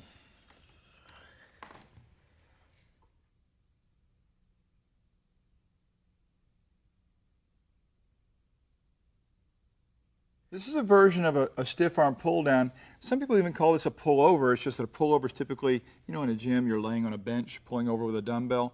Well, this is a Bowflex version of a pullover where we're going to use the individual handles, the standard handle, and Josh is going to come around to the front. He'll probably end up standing right up on the platform. And we're in the narrow pulley position. And The whole goal is going to be to simply bring the straight arm beside the body. Now, notice the big thing here is that he's keeping his trunk immobile. He's statically holding it still. And show him what happens sometimes when people try to do it wrong, Josh. Yeah, they actually try to almost do like a crunch, like they bend forward. And yeah, see how, now he's not hurting anything necessarily, but he's using so many other muscles that he may not be achieving the goal of this exercise, which is to involve the shoulder blade muscles, the lats, and the lats buddies here, the smaller muscles all around the bottom part of the shoulder, even some rear delt here. And you're going to feel some tricep because you're working hard to keep your arms still the whole time. Now we could actually modify this exercise just a little bit by alternating, and this makes it really fun, and one of the advantages of being able to do things with the individual handles, almost as if you had two separate pull-down machines. And in the gym you can't do that because there's only one cable in the gym most of the time. So this is very different from what you could do with a bar. And he could even just do one side and not the other. Even if he had one arm and he had some surgery on or something, you could do it one really light and the other more challenging. There's so many options on the Bowflex. But I want to show you one other variation where he actually stands off the machine a little bit and bends over a little bit. Now he may not be able to pull all the way to his legs, but the thing that's different is his new starting position. So instead of starting here, he's starting with more opening here, more of a raised arm in essence. So there's a whole different exercise that's simply a variation of the first that allows you to work through an even greater range. So take a look at both of those because they're in a sense complementary. One completes the other.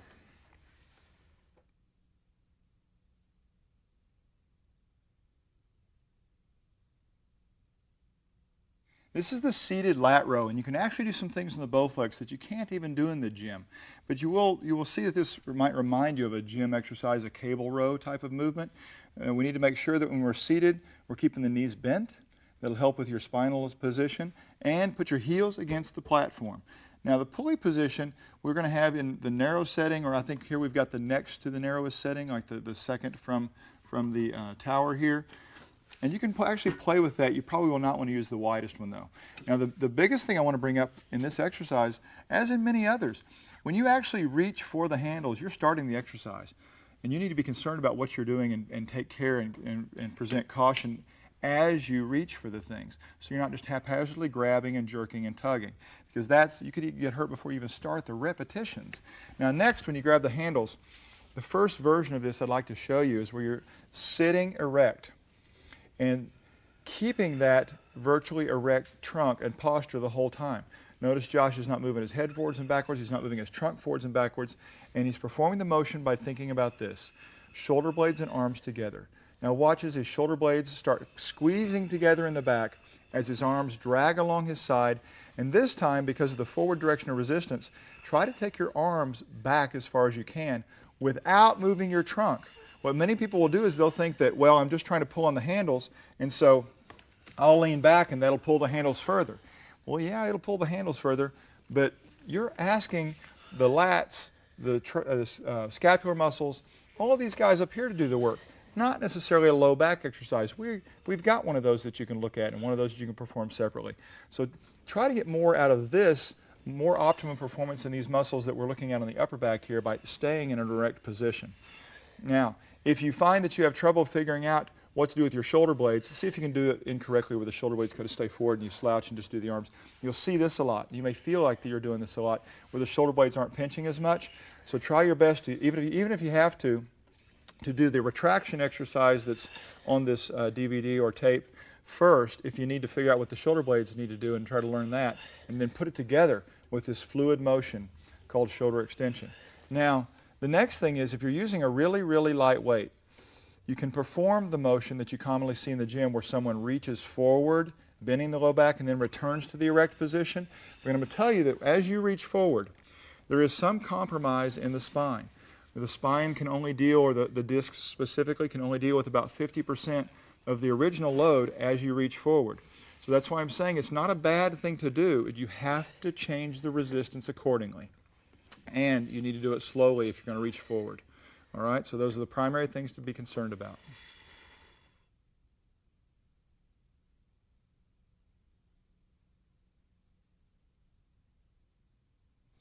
Let's take a look at several versions of the Triceps Pushdown that can be performed using the standard handles. So Amy, step right in here facing the machine. And I'm just going to have her go ahead and grab the handles. We've got the narrow pulley position. And she's going to grab the handles and just bring her upper arms to her sides. Now, she's going to try her best to keep her upper arm right by her side the whole time. And watch how good she is at stabilizing that. And when you've done that correctly, you'll notice the hands moving in an arc. So the name pushdown is almost a little deceiving, because if she moves straight up and straight down, you'll notice the upper arm having to move. So you might want to just kind of dismiss the name and make sure you're not letting the upper arm go backward, make sure you're not letting the upper arm go forward, and using a whole lot of other muscles actually taking away from the tricep. So watch how well she does that. Make sure you've got a weight that allows you to do that. And then I'll show you a couple variations. Not only can she perform this more traditional palm facing down type of grip, she could have, of course, change and slip the standard handle to that hammer grip.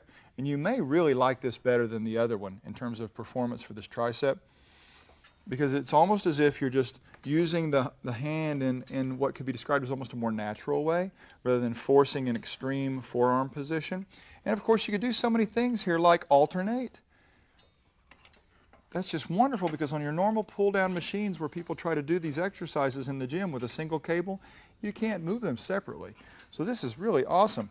And you could, of course, just do one side at a time. If I took this one away from Amy, you might be one of those type of people. You just really want to concentrate on only one side, and that might be a good idea, especially in the beginning, because you can pay attention to how well you're holding this upper arm stable or still. So there's three little neat versions, and you could again go back to the more traditional grip where you're facing the hand towards the ground. And something that's not nearly as common, we haven't mentioned it yet, but you could even do kind of an underhanded grip with this thing, and it's a little tougher to hang on to. Doesn't change a thing in the triceps. Although bodybuilding magazines will tell you there's something magic about each one of these, there is absolutely no evidence that when you change the grip direction that it changes what's working, because this muscle appears to be totally unaffected by grip. So a lot of this is just based upon personal preference and creating variation for the sake of creating a little more fun in your workout.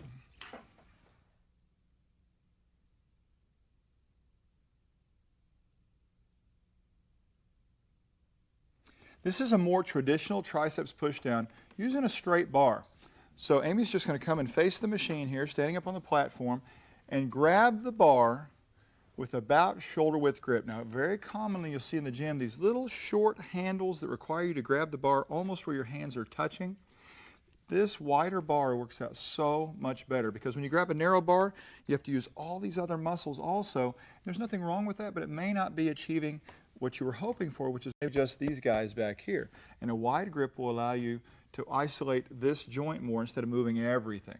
So we're going to start by bringing the arm to the side, and then the major goal here is to keep it there and to use nothing else in the process of performing the straightening of the arm. And notice when she keeps that upper arm steady, she's got a nice arc of motion here. We definitely want to stay away from this type of thing where the bar moves straight up and down and she moves her upper arm forward or backwards. We want to stay away from all that so-called cheating type of stuff and be really strict and controlled here. And you will know it when you're doing this right, because you will feel this right in the back of your arm working so hard. And make sure, this last part right here, see how she straightens all the way out? That's hard. That is hard to do. And you're going to want to stop a little bit early or move out of that position. Take the time to squeeze it all the way to the fully straightened position, and you'll get so much more out of it. And the other thing you'll finally see is sometimes as people start to fatigue, they'll start to bend forward and use their trunk to push the whole bar down. So watch for all those things and try to get it just in the area where you really want to work.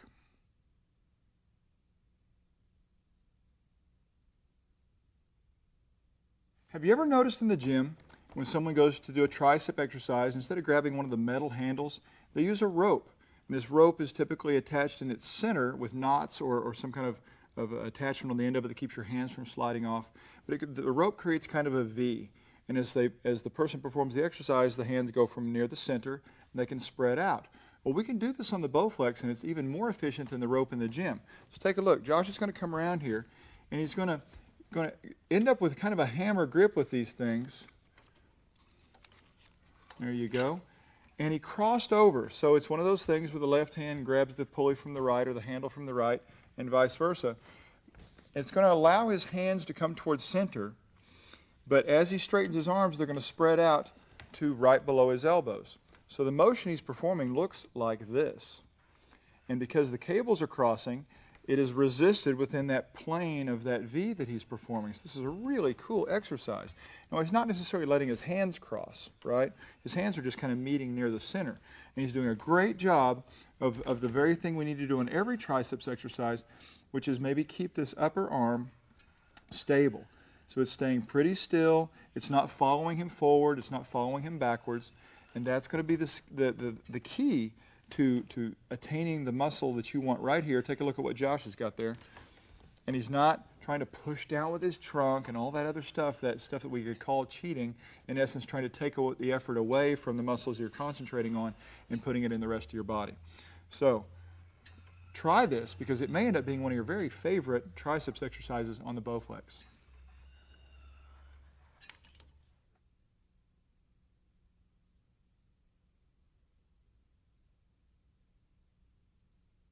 This is the seated triceps extension. And I think historically in some of the magazines and even the gyms, people have referred to this as the French press, just kind of an old traditional name. But it's really neat on the Bowflex. The first thing you have to do is adjust the seat height, because that's going to determine, when you look at the length of the handle and everything, it's going to determine whether you get to move down into the range as far as you want, because the exercise is going to be performed overhead. So go ahead and grab your handles once you've adjusted the seat and checked all that out. Grab the handles the way you normally would, curl them into your shoulder, and then all you have to do is bring that elbow up in the air, and you're in a great position to start. Notice Josh is positioned so that his palms are facing the ceiling. That's the first version of this. His goal now will be to keep this upper arm from moving, and that's a pretty challenging thing. So as he straightens out his arms, he's not so much thinking about pushing straight up as he is thinking about performing this arc that will allow his hands to come up and over his elbows. Now, many times what people will do is move their whole upper arm as they perform this, and they'll end up seeing something like that. It's not that that's bad. It's not going to hurt anything, but you may not be being as effective as you could be, and you're just postponing your ultimate goals by not being optimal. So take great concern in holding this steady, and you may actually find, many of you may find, that this second hand position is more comfortable in this exercise, the hammer grip. Now you could start it this way, or you could easily, because of how neat these handles are, you could easily adjust it in the middle of the exercise. But now instead of his palms facing the ceiling, his palms are facing each other. The hands are parallel to each other. And for so many people, this even makes it more comfortable on the shoulders rather than trying to twist that hand into more of a barbell type grip. This is something that you would see done with dumbbells in the gym. How's that feel, Josh? Good. But nothing else changes. You're still working real hard to keep this right where it is. And that's the success of the exercise. Straighten all the way out, keeping the upper arm steady.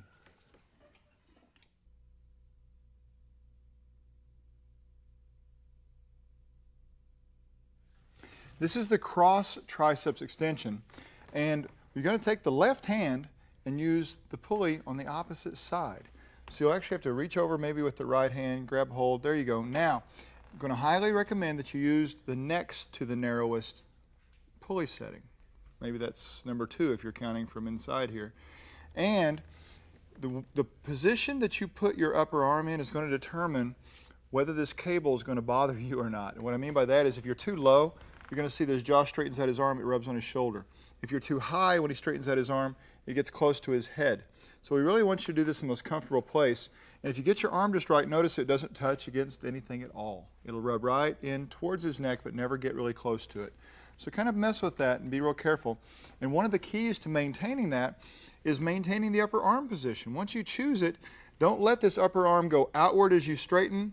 Don't let it move up and down. Don't let it move towards your head. Try your best to keep it there. And that is almost always going to be the key to most of these triceps exercises, is holding this upper arm relatively still. Now, grip-wise on this, he can choose kind of this hammer grip where his little finger is kind of leading the way. And it's a really nice grip. We're using the standard grip. Or he started out with a supinated grip, or kind of palm towards the pulley kind of a grip. And that'll work fine too. Whichever one you prefer, you can even alternate them. But the big thing here, watch the upper arm, get everything lined up, and keep that cable moving in a nice, smooth, safe place.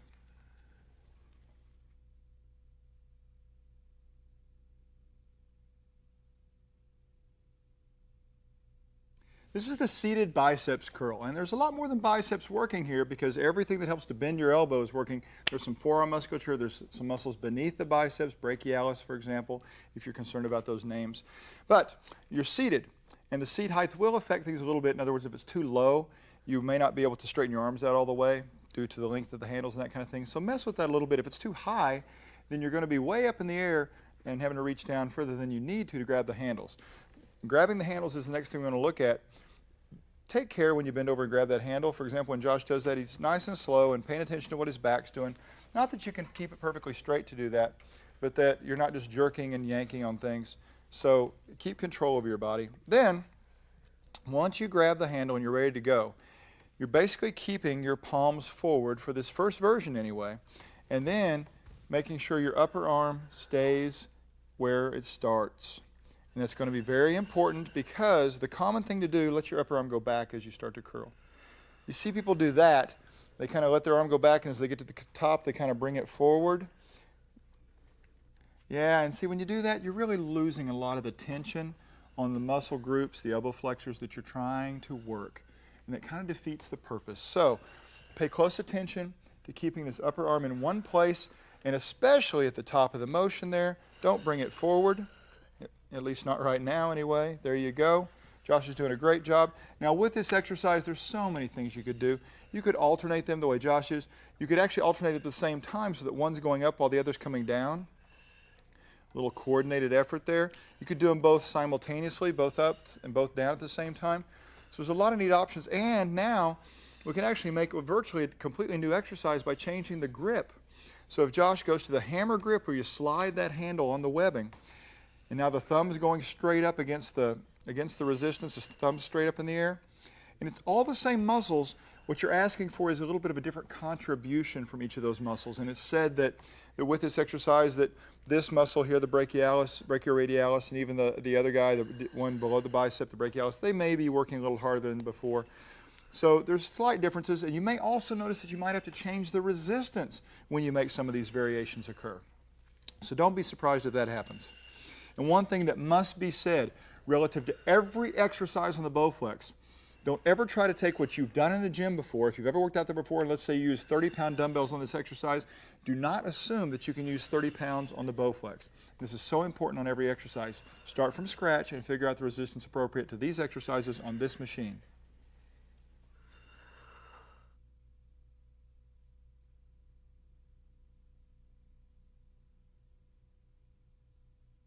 Although virtually every arm curl ends up being called a biceps curl, there are so many things working inside here. So we're just going to call them arm curls. And the first version we're going to show you in the standing position. Oh, by the way, to get in the standing position, you had to not only adjust the pulleys to the width you chose or you wanted, which is probably not the widest, somewhere in between there, but you also had to bend down and pick up the handles. And remember, every time you bend down to get in position, to grab the weight, make sure you're taking care of how you pick this thing up. Now, next, I'll show you the first one. She's just going to keep her palm facing the front the whole time, facing forward. And the thing she's going to really watch here is that her upper arm doesn't move. Now, she's chosen a position that I think is great, where her arm is not exactly straight up and down with the world. It's slightly angled forward. She could do it with her arm straight up and down and keep it there. Or this is great too, where it's actually very slightly angled forward. But the thing that's awesome is how she's keeping it there the whole time. So you need to watch that. Make sure that you can hold your upper arm wherever you start is where it stays. And she's also not bending her whole body around, trying to really tug on the weight with every other muscle in her whole body from head to toe. So watch that as well. Make sure you choose your weight appropriately and understand the concept of control. Now we can make a nice little change here by going to a hammer position where you simply slide the handle on the webbing, and now she's leading the way with the top part or thumb part of her hand, and we've changed the contribution of the elbow flexors, although they're all still working. Same goal of keeping her upper arm stable. And a final version where it's called a reverse curl, and she's more in a pronated grip. You may have heard that term before, but the palm is facing the ground, and that's the main thing there. And she's trying her best to keep her wrist pretty straight and she's keeping her upper arm stable once again. So all of those are wonderful variations. You may actually find that you have to change the weight or the power rods between those different exercises, because if we were really using a super challenging load for her on the first one, we might not be that strong on some of these other variations. So pay close attention to that.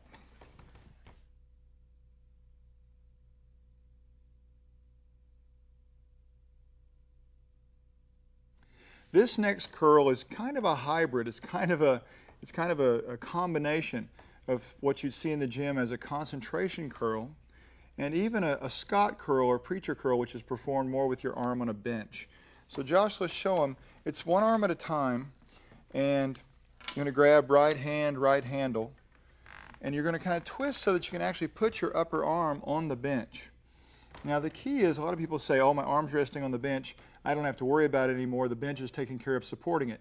That's not entirely true. It's more of a reference point than it is true support, meaning if you're doing it wrong, show them what you see in the gym sometimes, Josh, where people are kind of rocking around with their arm moving all over the bench. You're still going to have to support this thing yourself. In fact, you might want to consider smashing your tricep more against it and your shoulder back, and even bringing your elbow away from it a little bit. But the big thing is that he's holding all this still, just like most of your other curls. And he can also choose a variety of grips, fully supinated like he is right there. He could go to hammer. He could do all those kinds of things. Let me show you one other variation that you can explore. I don't know which one's going to work best for you. Where he actually steps behind this pad and puts his leg behind this corner right here. Some people might like this a little better. And without a doubt, there's not going to be any difference in terms of performance and what you're going to get out of it. The most important thing is that you're comfortable with it. So again, holding this relatively still and not rocking around on the pad is going to be your key for this little hybrid movement.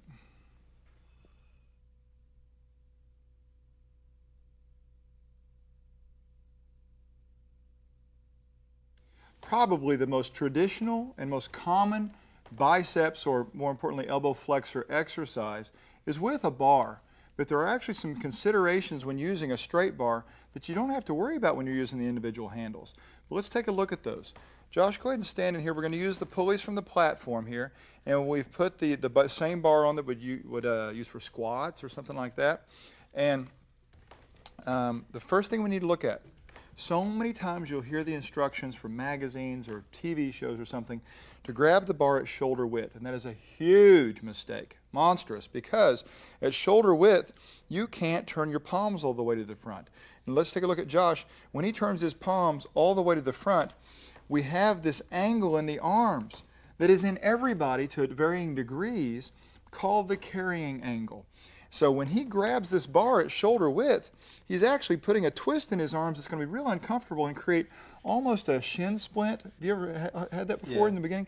Almost a shin splint type of sensation, a deep bone kind of ache, because the bar is trying to twist you to a place you're not supposed to be. So you simply look at what the body says about it. It says, hey, I need to be a little bit wider here.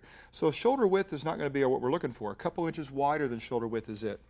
So when he grabs the bar with that in mind, watching his back when he lifts it and all that good stuff, there. And it's not about turning your hands outward. It's just simply about turning them to the front and see what's available in you. Stand in the mirror, take a look, and that's going to be your grip width here. And now it's going to be so much more comfortable for him. And when he performs his curl, he's got the similar considerations to any other curl, for that matter, any other tricep exercise, where the main thing is what he does with his upper arm. And he does a great job of keeping it steady. Show him what happens with some people when they're making some mistakes here and their arm moves. See, that was so perfect for how to do it wrong. And it's pretty common, though, where the arm goes back and then go forward. One more time on that for the side camera, Josh, where the cheating thing. See that whole thing? Now, that didn't hurt anything. It wasn't dangerous, but it probably didn't create the emphasis that you want in these arm muscles. So the next thing is that I want to show you on the Bowflex that's really cool. You see, normally when you're doing this exercise and you got a free weight, a barbell in your hand or a dumbbell, when you get to the bottom, you're not doing anything. It's balanced. It's just hanging there. Well, the cool thing about this, if you could see the angle of the cable, it's actually, when he's at the bottom, it's actually pulling backwards a little bit. And you can even adjust that further by moving that pulley back one notch towards his leg. Well, that slightly backward angle, or he could even try this, take one notch forward, just a step. Right there. Now see that angle, how that's pulling backwards on him? You're only going to get this on the Bowflex because that backward angle is creating some tension from the very beginning. So he's going to be working harder right here from the start, and of course continuing that all the way through. with his perfect form. So you can potentially get a better workout on the Bowflex for this exercise than any gym you could walk into.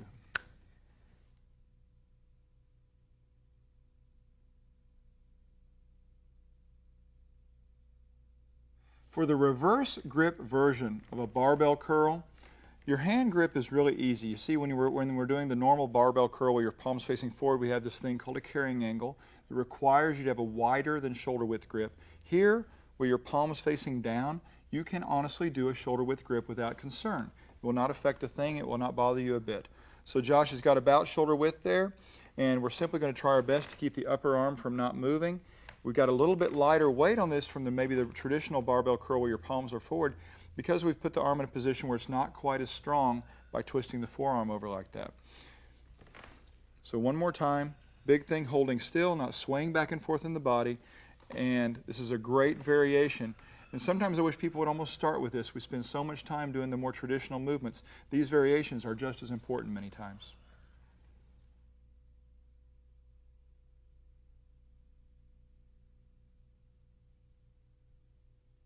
This is another version of an arm extension or triceps exercise, but it's traditionally called the kickback. And so we're simulating something you may have seen on videotapes or in books or magazines or in the gym, and we're doing a great job of it on the Bowflex. Amy's going to come right around here. We're going to do one arm at a time, and there's your handle. And I'm going to start with the hammer version of this. So you're going to take the standard grip and slip it through so that it's all lined up with the cable. And then she's going to bend forward, keep it in a pretty nice position here, and then bring this upper arm back just about parallel to the ground.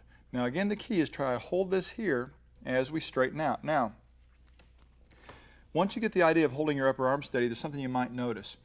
Because of how far away from the machine she is, if you're this far away, you might notice that the rods are bending a lot. And remember, the further they bend, the harder it is. So if this is too hard at the end, but it seems like it's just, you know, through this part of the range seems like it's really easy, here's what you might try. You could either take the hand off of, you know, she was supporting herself on the bench right here. You could put it up here on this bar, crossbar, or even, she could even take her forearm and rest it across the top of the pad. But the whole goal of those changes is simply to get her closer to the machine so we're not going through as much bend in the rod. And doesn't that feel easier? Mm-hmm. So obviously if you wanted the opposite, if you wanted it harder, you could scoot back a little bit with all the, you know, the way she started. But there are also alternate hand positions here that some people feel are, you know, valuable as completely different exercises. They're not going to change what's happening in your tricep, but they are nice alterations. Go ahead and bend forward here again, Amy. And let's see that she's got her palm facing backwards this time. And she goes to full extension. She does not stop short. She fully squeezes and contracts this tricep the whole time. And another variation would be to turn the palm towards the machine entirely. So she'd be leading the way with her knuckles. And some people may find that a little tough to hold on to. And as we've mentioned with a lot of these variations, you might have to change the actual resistance you use as you change the forearm or grip position. But the key again remains to try to hold this still and go to full extension.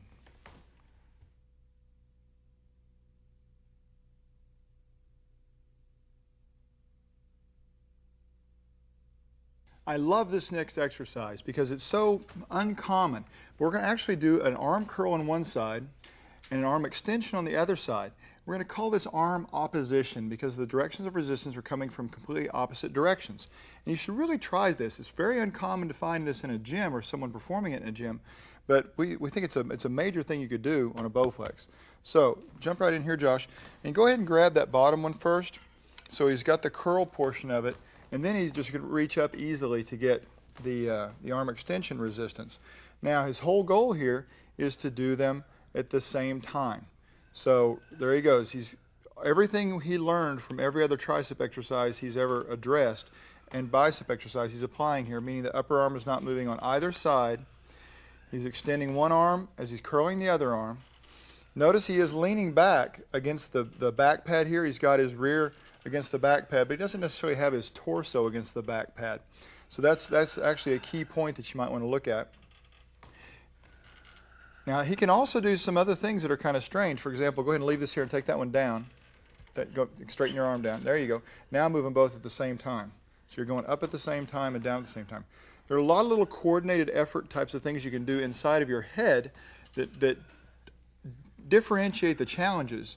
So it's more about the motor pattern and what's going on inside your brain and your neurological system, not just what's going on in your muscles. And that's some of the benefit to these kinds of exercises.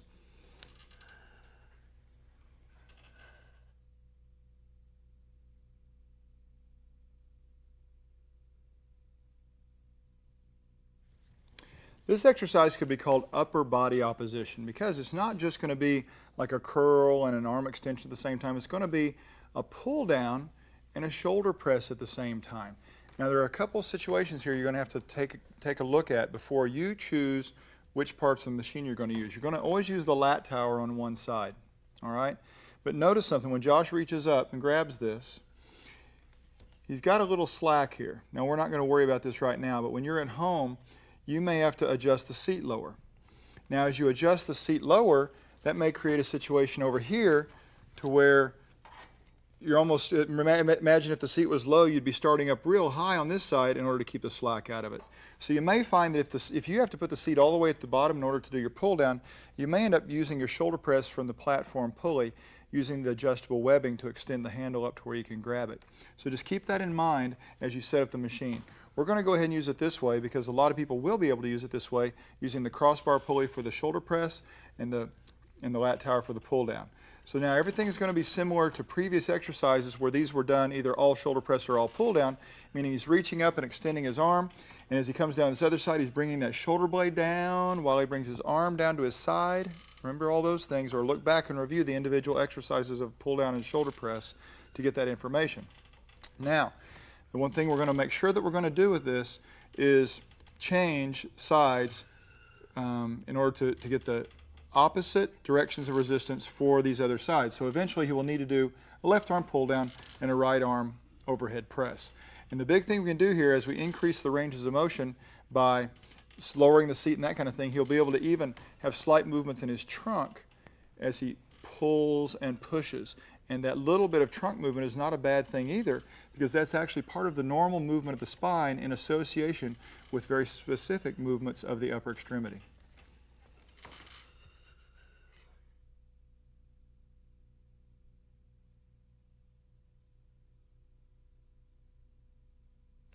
Let's take a look at a couple of wrist exercises, and we're going to take a look at wrist flexion and wrist extension. And one of the easiest ways to do this, you're going to be standing on the platform, and honestly you could face either direction. We've just chosen to have Amy actually put her hips against the pad right here while staying away from the pad on the top part. So this is still vertical here in the trunk. And she's going to go ahead and bring her arms up to kind of a midpoint in what would be a curl. So she's going to maintain a position of elbow flexion where the forearms are parallel to the ground. And then she's got her palms down, so she's prepared to resist wrist extension. So bringing the wrist into extension is what's being resisted here. We're using the platform pulleys in probably one of the middle two settings. Not the narrowest, not the widest, but you can experiment with that a little bit. And she could do this not only at the same time, she can alternate and all that good stuff. And a lot of people say, well, why would I even want to do such a little thing? This is not going to help me burn fat. This is not going to help me get in great shape or anything. But I got to tell you, I've met so many people over the years that due to weakness and inability to control wrist and that kind of things, they end up with a variety of ailments from carpal tunnel to tendonitis in the elbow that's often called tennis elbow. And these things really can make a difference in the prevention of some of those ailments. Now, if you're going to use these as part of the rehab for one of those problems, you really need to go back and consult a doctor, physical therapist, and those kinds of people, because this may be a little too advanced depending on the stage of rehabilitation you are with those ailments. But the nice little thing that we can do is simply change the position to a palm up, and now we have resisted flexion of the wrist on both sides. Now the key here is always going to be holding this part steady, and that may actually create some challenge up in here as you can see all these elbow flexors working. But if she was letting all this forearm stuff move around all at the same time, she would be decreasing the optimal performance of the muscle she's really trying to work. So go real light and pay attention to what you're trying to accomplish.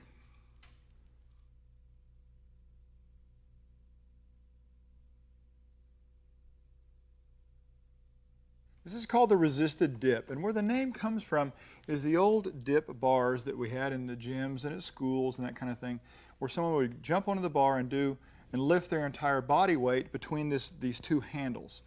Well, we can simulate that on the Bowflex, but the nice thing is we don't have to use our whole body weight. We can work up to that by incrementally adding power rods. So the key here is going to be getting into position.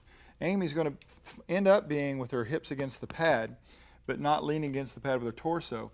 And notice how she just grabs the handles from above and then kind of rotates them into position down here. Now, you may find that the easiest way for you to get in position is actually to try that adjustable webbing strap that we use so commonly for squats and things. This could be another use of it, where you put it up here, and by extending it, it'll bring the handle down closer to where you could just maybe grab it from here.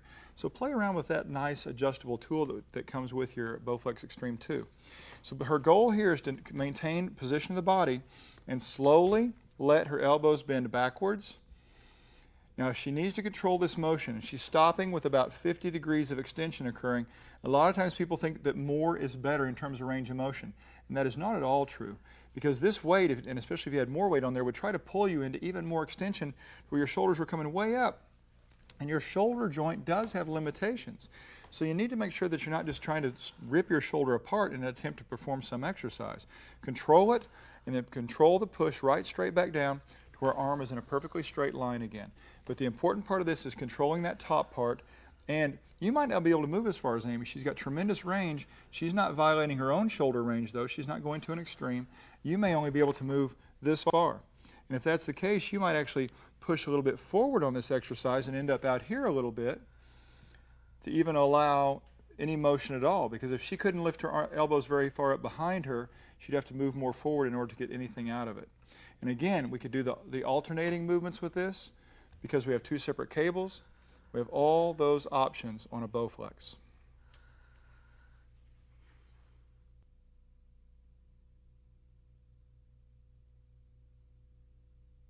Before we look at the abdominal crunch, we need to take a look at setting up the entire abdominal station, which is unique to the XTREME 2 SE. Now, first take this pulley off of this main bar right here, and we're going to move it up to this bar that's unique to this machine for the abdominal station. Now you're going to notice we left our power rods hooked up. You will probably want to take the weight completely off so that you can move this thing a little more easily. And also, take a look at the cable that runs up to the lat tower. You'll need to make sure that the pulley goes in front of that cable. So push the cable back a little bit, slide this on until you hear the pop, so the pin pops in place, and turn the knob a little bit so it secures it. And then, as Josh hooks up the ab harness with these little handles facing outward to each one of the snap hooks here, and there's your pulley. I want to talk to you about something that happens down here with these pulleys associated with the squat platform. And you may wonder, what do these have to do with this?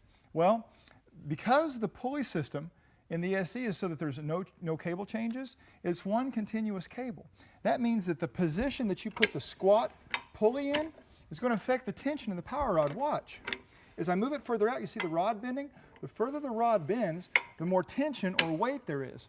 So, with your abdominal crunch, or quite frankly, any exercise, presses, pull downs, anything, you may need to assess where you put this pulley in terms of your starting resistance. So if I put it closer to the seat, it's going to be a little easier because the rod won't be bent quite so much. That's not a bad place to start for most folks. Then, if you want actually a little bit tougher starting position for most of your exercises, you could put it further out there. For some exercises, you may need it all the way out there anyway, so to keep tension in the cable even at the starting position. So, now that we're all set up, take a look at one more thing. Josh is going to have a seat. The seat height is a big deal. So you're going to notice that we've positioned the seat so that when Josh sits down, his bottom is going to go below the back pad.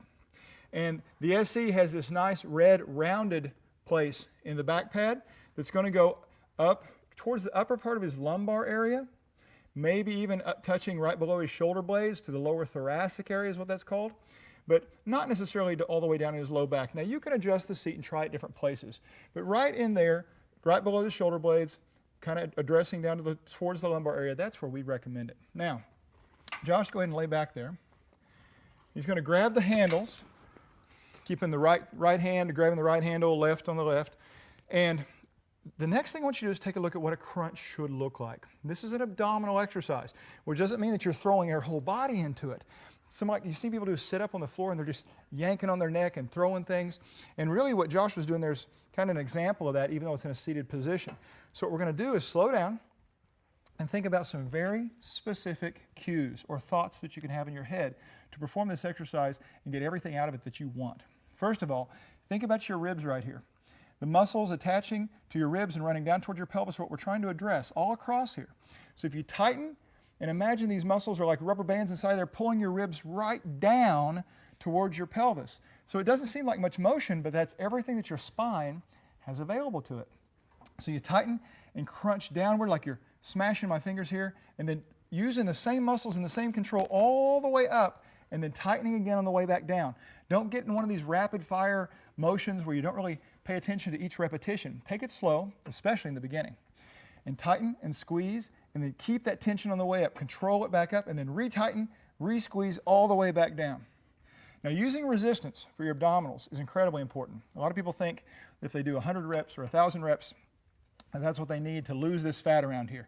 What you need to do is add the resistance that's going to require you to fatigue in 10 or 12 or 15 repetitions, whatever you're currently using for your legs and your arms and everything else.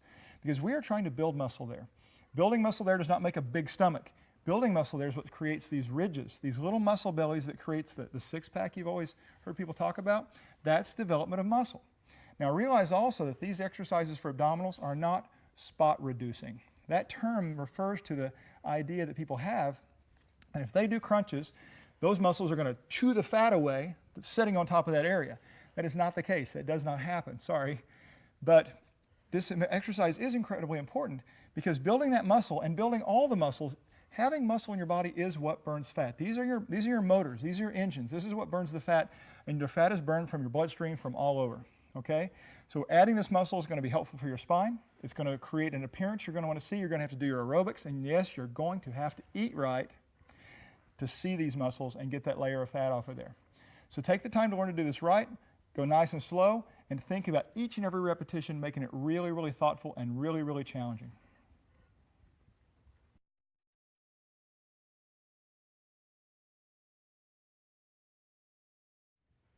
The oblique abdominal crunch is a little bit of a misleading name because it makes people think specifically about these muscles on the side, the abdominals on the side, called the obliques. And truthfully, just like the previous abdominal exercise, the regular crunch that works the upper and the lower rectus and the obliques, all of them, this does too. This works every part of your abdominals. It's just a slightly different path of motion, so the emphasis will be very slightly different in terms of muscular participation. But the key is going to be doing it correctly. Now you'll notice we've got the abdominal station set up again with the pulleys moved up here closer to the tower on the abdominal bar. And the pulleys are attached to each side. There's a D-ring on the harness, so you're going to have 2 points of attachment to cables. And notice that the handles are facing outward so you can grab.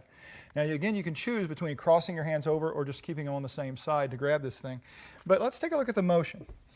This time, we're going to think about taking the ribs towards the pelvis over here. Not a big just swinging out here trying to move anything, right? But thinking specifically about tightening what's in between these points of muscular attachment and move these points together, just like a rubber band is between here. And Josh is thinking about tightening first, controlling all the way through, and then controlling back as far as he can, letting that shoulder go back almost like it's going off the side of the bench over there, and then tightening and pulling down and across again. So keep your mind focused right here the whole time. Make these muscles do the work. Get all the benefit you can out of this exercise. Now, of course, you would want to spend equal time on this other side going the other direction. And you can do that by either alternating each rep or finish a set to the left side and then complete the next set to the right side, keeping equal time. So there's a couple ideas for you. Again, the amount of resistance is important. You really want to be challenged by this. It's not a spot reducing exercise. You actually want to try to develop the muscle here for multiple reasons. This muscle helps to support the spine. It is critical for that. This muscle is utilized in every activity you're going to perform, whether it's golf or walking down the street carrying, your shopping bags, okay? Spot reduction is a myth. This is not to reduce the love handles, right? Every exercise you do plays an equal role in reducing the fat on your body. The key is always going to be eating right and developing the muscle, because every pound of muscle you put on there is what's going to burn the fat for you.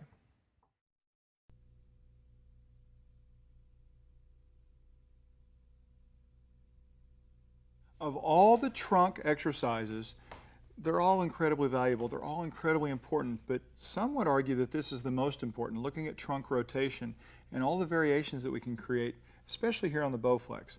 So we're going to have you do this exercise in a standing position, facing one side.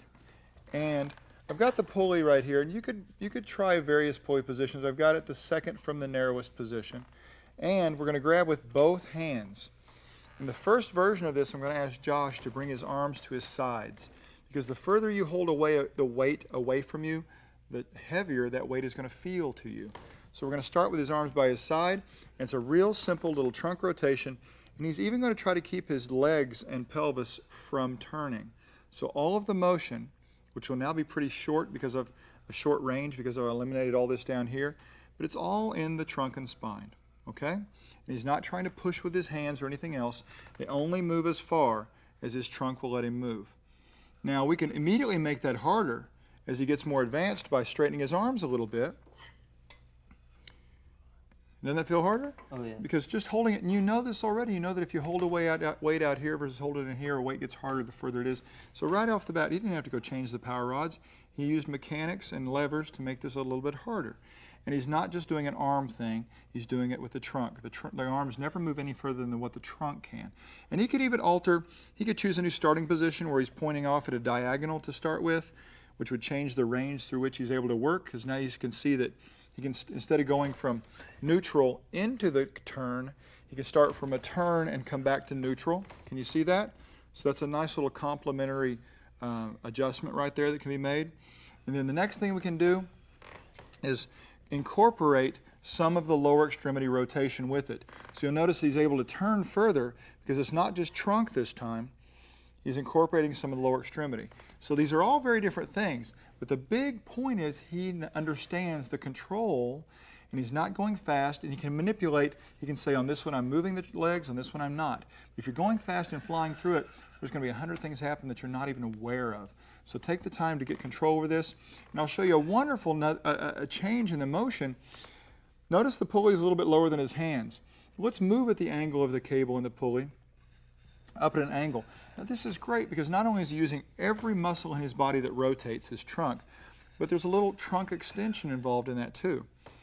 And these combinations of motions can be among the most important for everything surrounding your spine, not only to look better and to feel better, but to protect the spine and make it so that you can potentially be injury-free in your spinal area throughout your entire life. If you have any back problems with any of these exercises, but especially the trunk exercises, you'll either need to modify what you do or stay away from it entirely or get the advice of someone who's an expert in creating exercises around a back problem. So be concerned about that. Again, none of these are spot reducing. This is about strengthening and control over motion.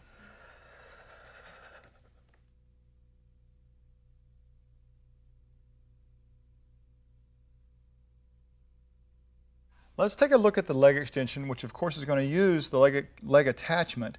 And the first thing to be concerned with is how you put it in there. So review that section at the very, very beginning of this tape or DVD. And next is, once you put it in there, there are multiple holes inside of this thing or settings that will totally determine whether it's going to line up with your knee correctly or not. So the first thing to notice is that if this thing is out too far, you'll recognize that by the fact that when you wrap your legs around here, around the top pad, and put them under the bottom one, and it seats you back against here where your calf is smashed against this pad, as you can see right here. Well, if it's too far forward, then you may not be able to get your bottom all the way back where you want it and be able to lean back against the pad, the backrest, without kind of reclining. So you could move it backwards a little bit to try to get more comfortable. The thing that's probably of greater concern is if you have it positioned in a setting that's too far back for your femur length or your thigh length. That could be a problem, and the way you'll see that, there's two ways. First of all, if it's too far back, then when you sit down and you're against the back pad and you put your legs around the top pad and under the bottom one, then your knee is going to stick way out front. In fact, your calf may not even touch this thigh pad. And if your calf can't touch it because your femur, your knee is sticking out so far, then we need to readjust this. The other thing you'll notice once you start the exercise, go ahead and straighten out, Josh. Notice when Josh performs this, that the geometry of this leg attachment was designed ideally so that when you're lined up perfectly, go up and down for me. Notice that this pad on his ankles, can you guys see that? This pad on the ankles does not roll up and down his shin as he performs the exercise. Well, if this was positioned incorrectly and it was too far back, you would probably find this pad rolling up maybe a half an inch or even an inch from its original starting place on his ankle or on his shin. So if you can detect either one of those things, you need to make an adjustment before you ever really do the exercise with a significant load or a challenging weight. Now, once you've got that set, there's one more setting. This lower pad, go ahead and rest there for a minute, Josh. This lower pad has 3 holes of adjustment, and you can put it in here, you know, if he was a little bit shorter in the lower leg. There's a longer position. If you're unsure about which one to use, maybe you should use the default position of always putting it in the shorter one. And I say that because regardless of your leg length, the lower one may end up being better for most people's knees because of the forces and how it alters them on the knee. So you can put it in a different place if you think it's more comfortable. But if you're unsure, always err on the side of putting it in the one that's closest to the axis here. All right, now, actual performance. Setting up your body. Josh has done a really good thing right here in that his kneecap is right on top. Straighten out for a second for me, Josh, and hold it. Sometimes people sit on this machine and they roll to the outside. And you'll notice that their kneecap, if you look down from the top, maybe you can see here well, is that I can see more knee on the inside than I can the outside. And what we want to do is roll it so the patella or the kneecap is right smack dab on top of there. You can see the same amount of knee on both sides of it, and then you got to keep it there the whole time. After that, you're pretty much ready to go. Keep it there the whole time. Now the key to this is not just kicking. I've seen so many people think that they're playing soccer or something on this, and they're just abrupt and throwing and launching and kicking the whole thing. Be slow, be intent, and start by tightening here. And think about tightening this hard enough to make extension occur. Now, I would advise most of you, if it doesn't cause any discomfort, go ahead and go to full extension, because this direction of resistance is not forcing you into extension, it's trying to force you away from extension. So you can go all the way to a full contraction here if it's comfortable. If you feel anything funny in your knees, you should stop, as we've mentioned on every exercise. And some of you will occasionally feel grinding and that kind of thing in your knee. Well, folks, that's the beginning of arthritis, and it happens in virtually all of us by a certain age. And so try to position yourself in a way, use a weight that minimizes the amount of grinding and that kind of thing you hear. And you also may want to consult a physician if that's really bothering you a lot. Okay, not just pain, but also the noises you hear sometimes in your knees. But anyway, this is a great exercise. It will not necessarily help you lose fat from your thighs any more than any other exercise will. But building this muscle is going to be incredibly important, and it's a great adjunct to some of the other leg exercises that are available on this DVD.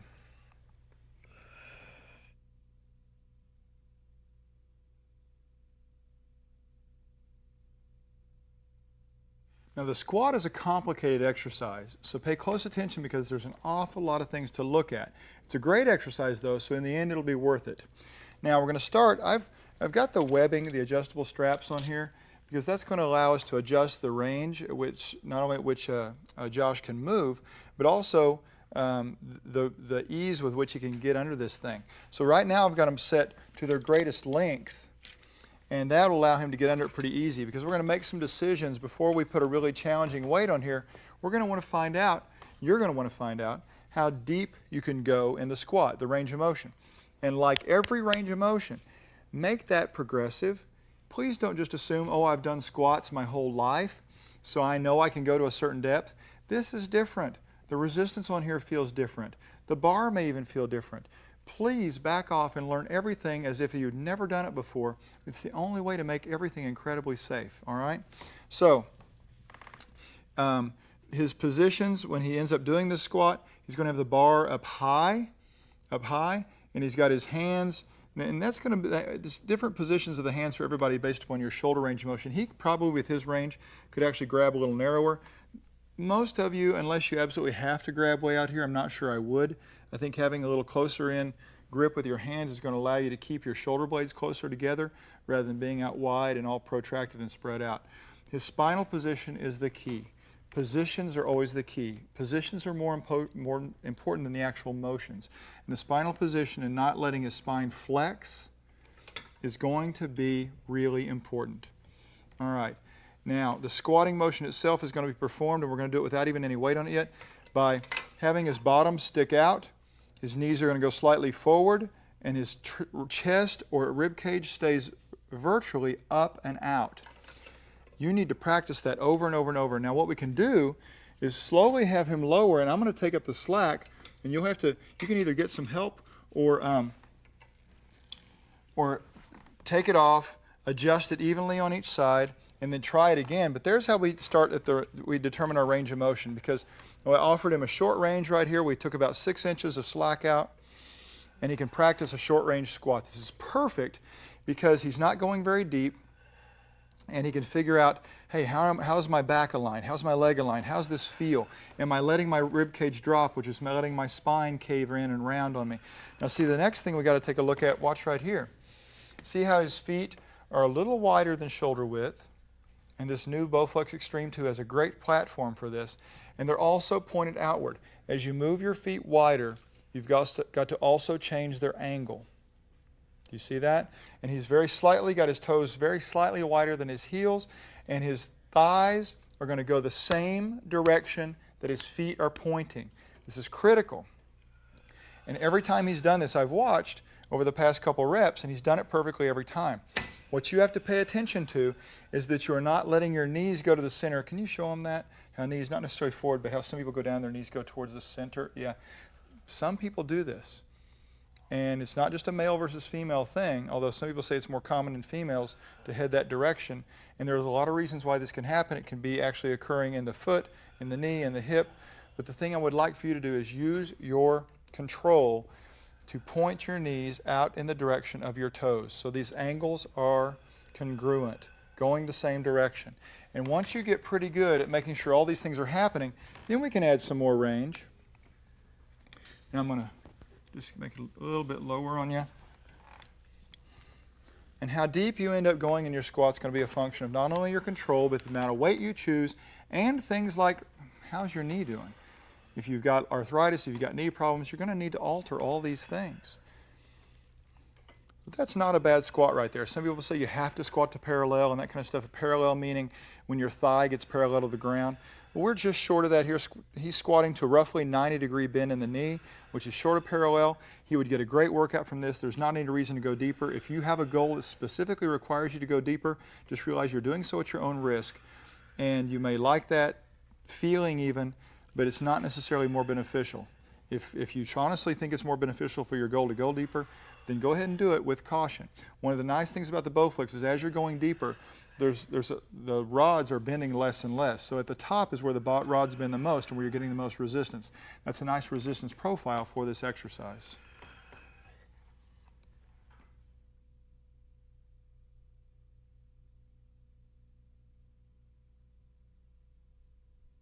Let's take a look at some calf exercises. We've actually got 2 variations we can perform here on the Bowflex XTREME 2.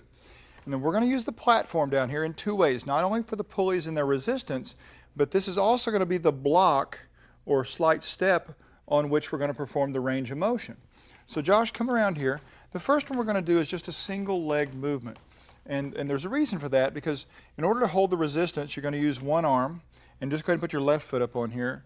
Yeah, and then we'll have the weight in the left hand. And then he's going to use his right hand to help stabilize. And the reason we're starting with this one is because the next version is going to require some stability from you, some active support and active balance. But you notice right here the key things. His whole ball of his foot is up on the platform. Can you see that? So it's not just his toes. Some people call this a toe raise, and we're not raising the toes, we're actually raising the heel. And the whole ball of your foot is up on here. And he's controlling down as far as he can go without just resting on the floor. And then he's lifting up. Now, if you really want to get something out of this exercise like never before, then don't just rock around. Take great effort in going real slow for me, Josh. Think about lifting the heel, pulling it towards the knee, and go as high as you can every time. Do you see that little bit of extra right there? Can't promise you calves like Josh's, but I can promise you a sensation you never had before. Because most people either don't work calves or they really do the easiest part of the range and they don't get a lot out of them. So take your time to do it right and go all the way up. Now when you get pretty good at balancing and that kind of thing, you could do both sides by grabbing both handles. Be careful how you pick them up. Put the balls of your feet up there on the platform, and then real slowly Bring your heels up towards your knees and then real slowly go down, because so many times people get up to the top and then just fall out of this top position. Use those muscles. If you're going to work them 100% of the time, all the way up, and every inch on the way down, make them do their job. There you go.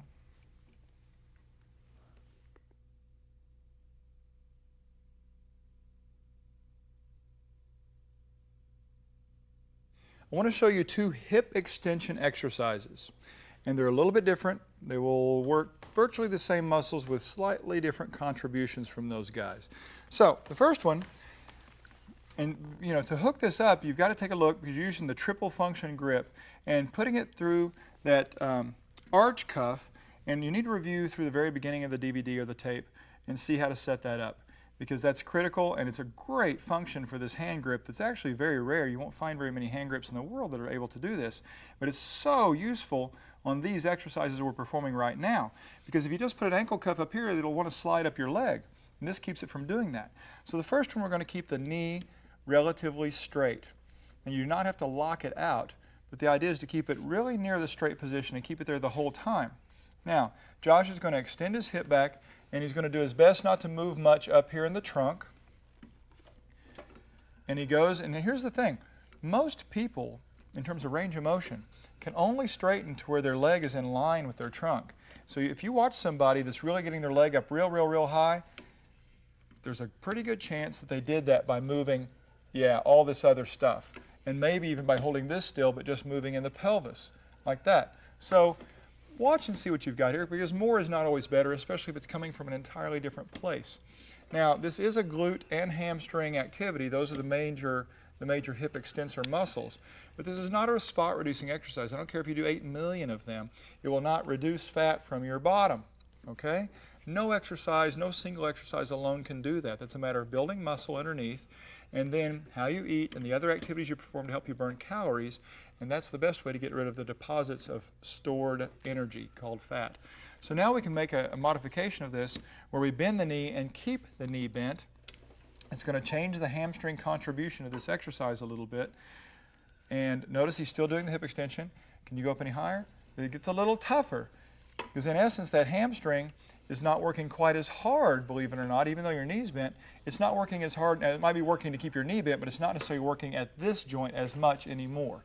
So it's a little bit harder to get as high. You might even have to use a little bit lighter weight if you choose this exercise. They're both fine exercises. They're both great for what they do, but they're not magic. The key is performing them correctly.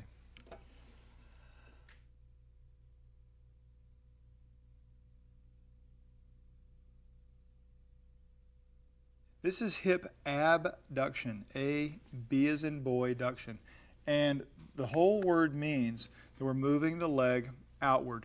So the resistance from the lower platform here, we've just tried this multiple ways, and the thing that worked best for Amy was to move this to the furthest out pulley, the widest pulley, and put the ankle cuff around her ankle, slide it up tight so the foam is around her ankle and it's comfortable.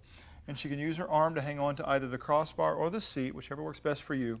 You're going to have to turn your whole body to find out which way you're going to exactly move and how it works relative to the machine. Stay away from the power rods as they go through their flexing motion. But start from about midline here and move outward. And you don't have to have a lot of motion. In fact, if you're moving way out there, there's a good chance that you move the other hip, that you bent in the spine, that you're doing a lot of other things that are not necessarily what you're trying to do. So just control all this, make the motion move straight outward, keep the leg pretty straight the whole time, and you're not going to spot reduce here. You're not going to lose fat here. You're not going to get rid of saddlebags or whatever the popular term is this day for anything you don't want out here. The thing you're doing is strengthening really vital muscles, very important muscles. She can probably even feel the same muscles working on this side where you're standing. These are muscles that are important to gait, important to standing, important to posture, important to every aspect of your life. And if you want to worry about fat, that's a totally other subject. You need to be exercising for the right reasons, and that's strength and controlling your muscles and improving the overall metabolism by increasing some muscle mass.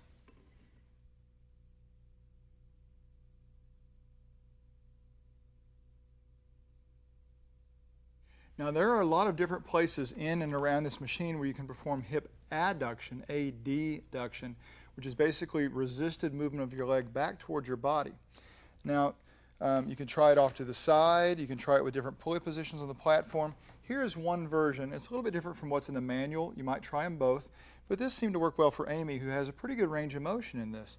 And where she's standing, she's using the pulley from this side of the machine that's all the way out in its widest setting, while standing clear across the machine. Now the idea is to start with the leg out to the side and have resisted movement back across. Now obviously she has to hold this leg up a little bit to get over the other pulley, but that doesn't hurt a thing, and it doesn't affect really what's working here. So it's not a bad idea, and that way she can go to near midline, maybe slightly cross, but you'll notice that if she really try to go over there for a minute, to really try to go over there like a ton of motion comes from other things, moving the other leg, moving the trunk, all that stuff. So don't, again, worry about how far you move, because sometimes you get clear out beyond what you originally started, what you set out to do and what you set out to work. So this is not a bad version of this. You can try some of your own if you want to, especially if you don't have as much motion and you don't have to perform quite as much motion. But this is a nice challenge for what Amy has available in terms of range.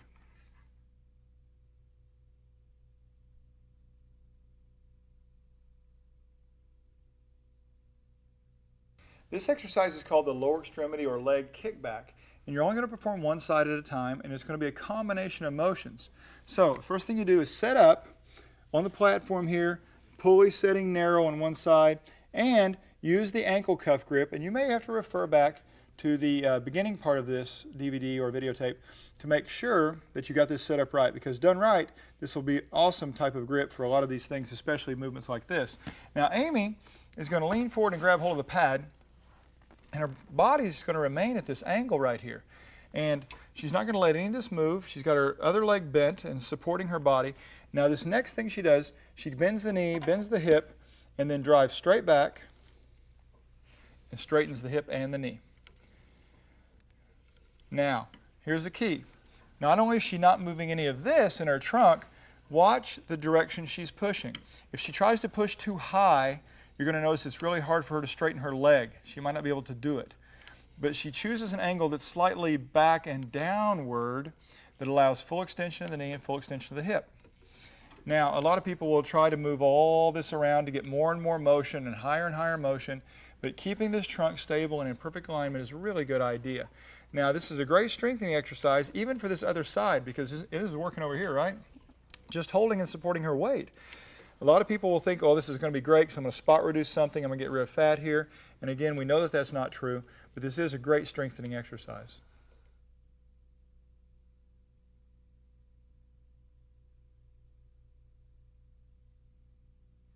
This is resisted hip flexion. And there may not be a lot of people that want to perform this, but if you ever do for any sports-related reason, or even sometimes in rehab, there's reasons to do it. But here's a great way to do it on the Bowflex XTREME 2. We're going to use the platform pulley from the opposite side in its widest position and use the ankle cuff and kind of position it so the foam pad is around the front of the ankle and it's coming off the back so that the resistance won't drag across the side of his foot or anything. He's going to keep his knee bent, and he's going to keep an upright position where he's looking forward the whole time, and then slowly bring that knee up into the front. Now the range that he chooses to perform will determine what happens in his spine here. In fact, can I get you to hold this up for 1 second here, Josh? Because we need to see what's going on here. As he goes through the motion, the higher he goes, try to go even higher, he's going to end up with some spinal flexion and maybe even bending in the back leg. So if starting out, you may just go really short like this, which will keep this from moving. And then if you have a reason to go up higher, but then you need to decide. You have to decide, do I want to stabilize this or do I want it to move? And there's a variety of reasons why you might want to do each, but that's going to take a little more study on your part to find out beyond just this general exercise tape which way you're going to want it for specific goals. But you probably won't go much higher than up here where the thigh is parallel to the ground. And then of course, when he's finished with that leg, like all the lower extremity exercises, if you want to be symmetrical and you want to do both sides, you're going to have to swap everything around, come over here and do the hip flexion for the right leg this other direction.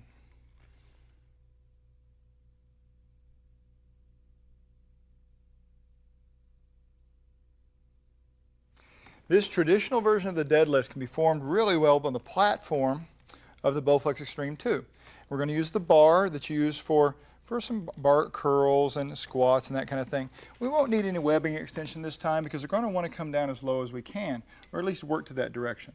Now Josh is going to grab it a little wider than his knees, about shoulder width or so, and because the very first lifting of the bar is his first repetition, he's really got to pay attention here. So he's going to keep his head in line with his body by kind of looking down there, and get this back straight by sticking his bottom out.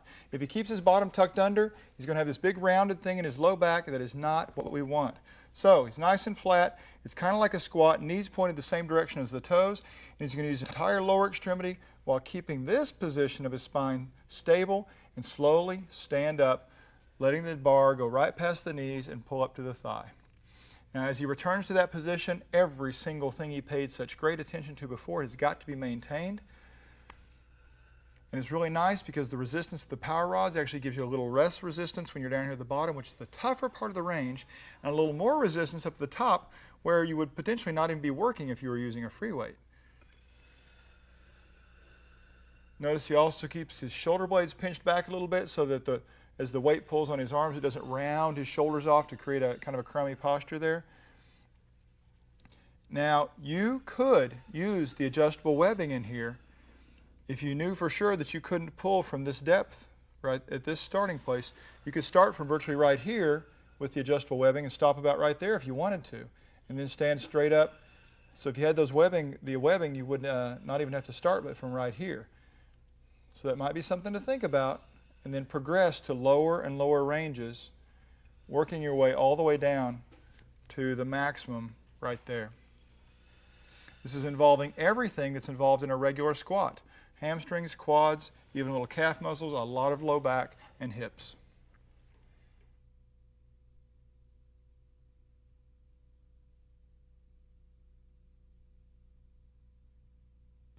This is the stiff leg deadlift.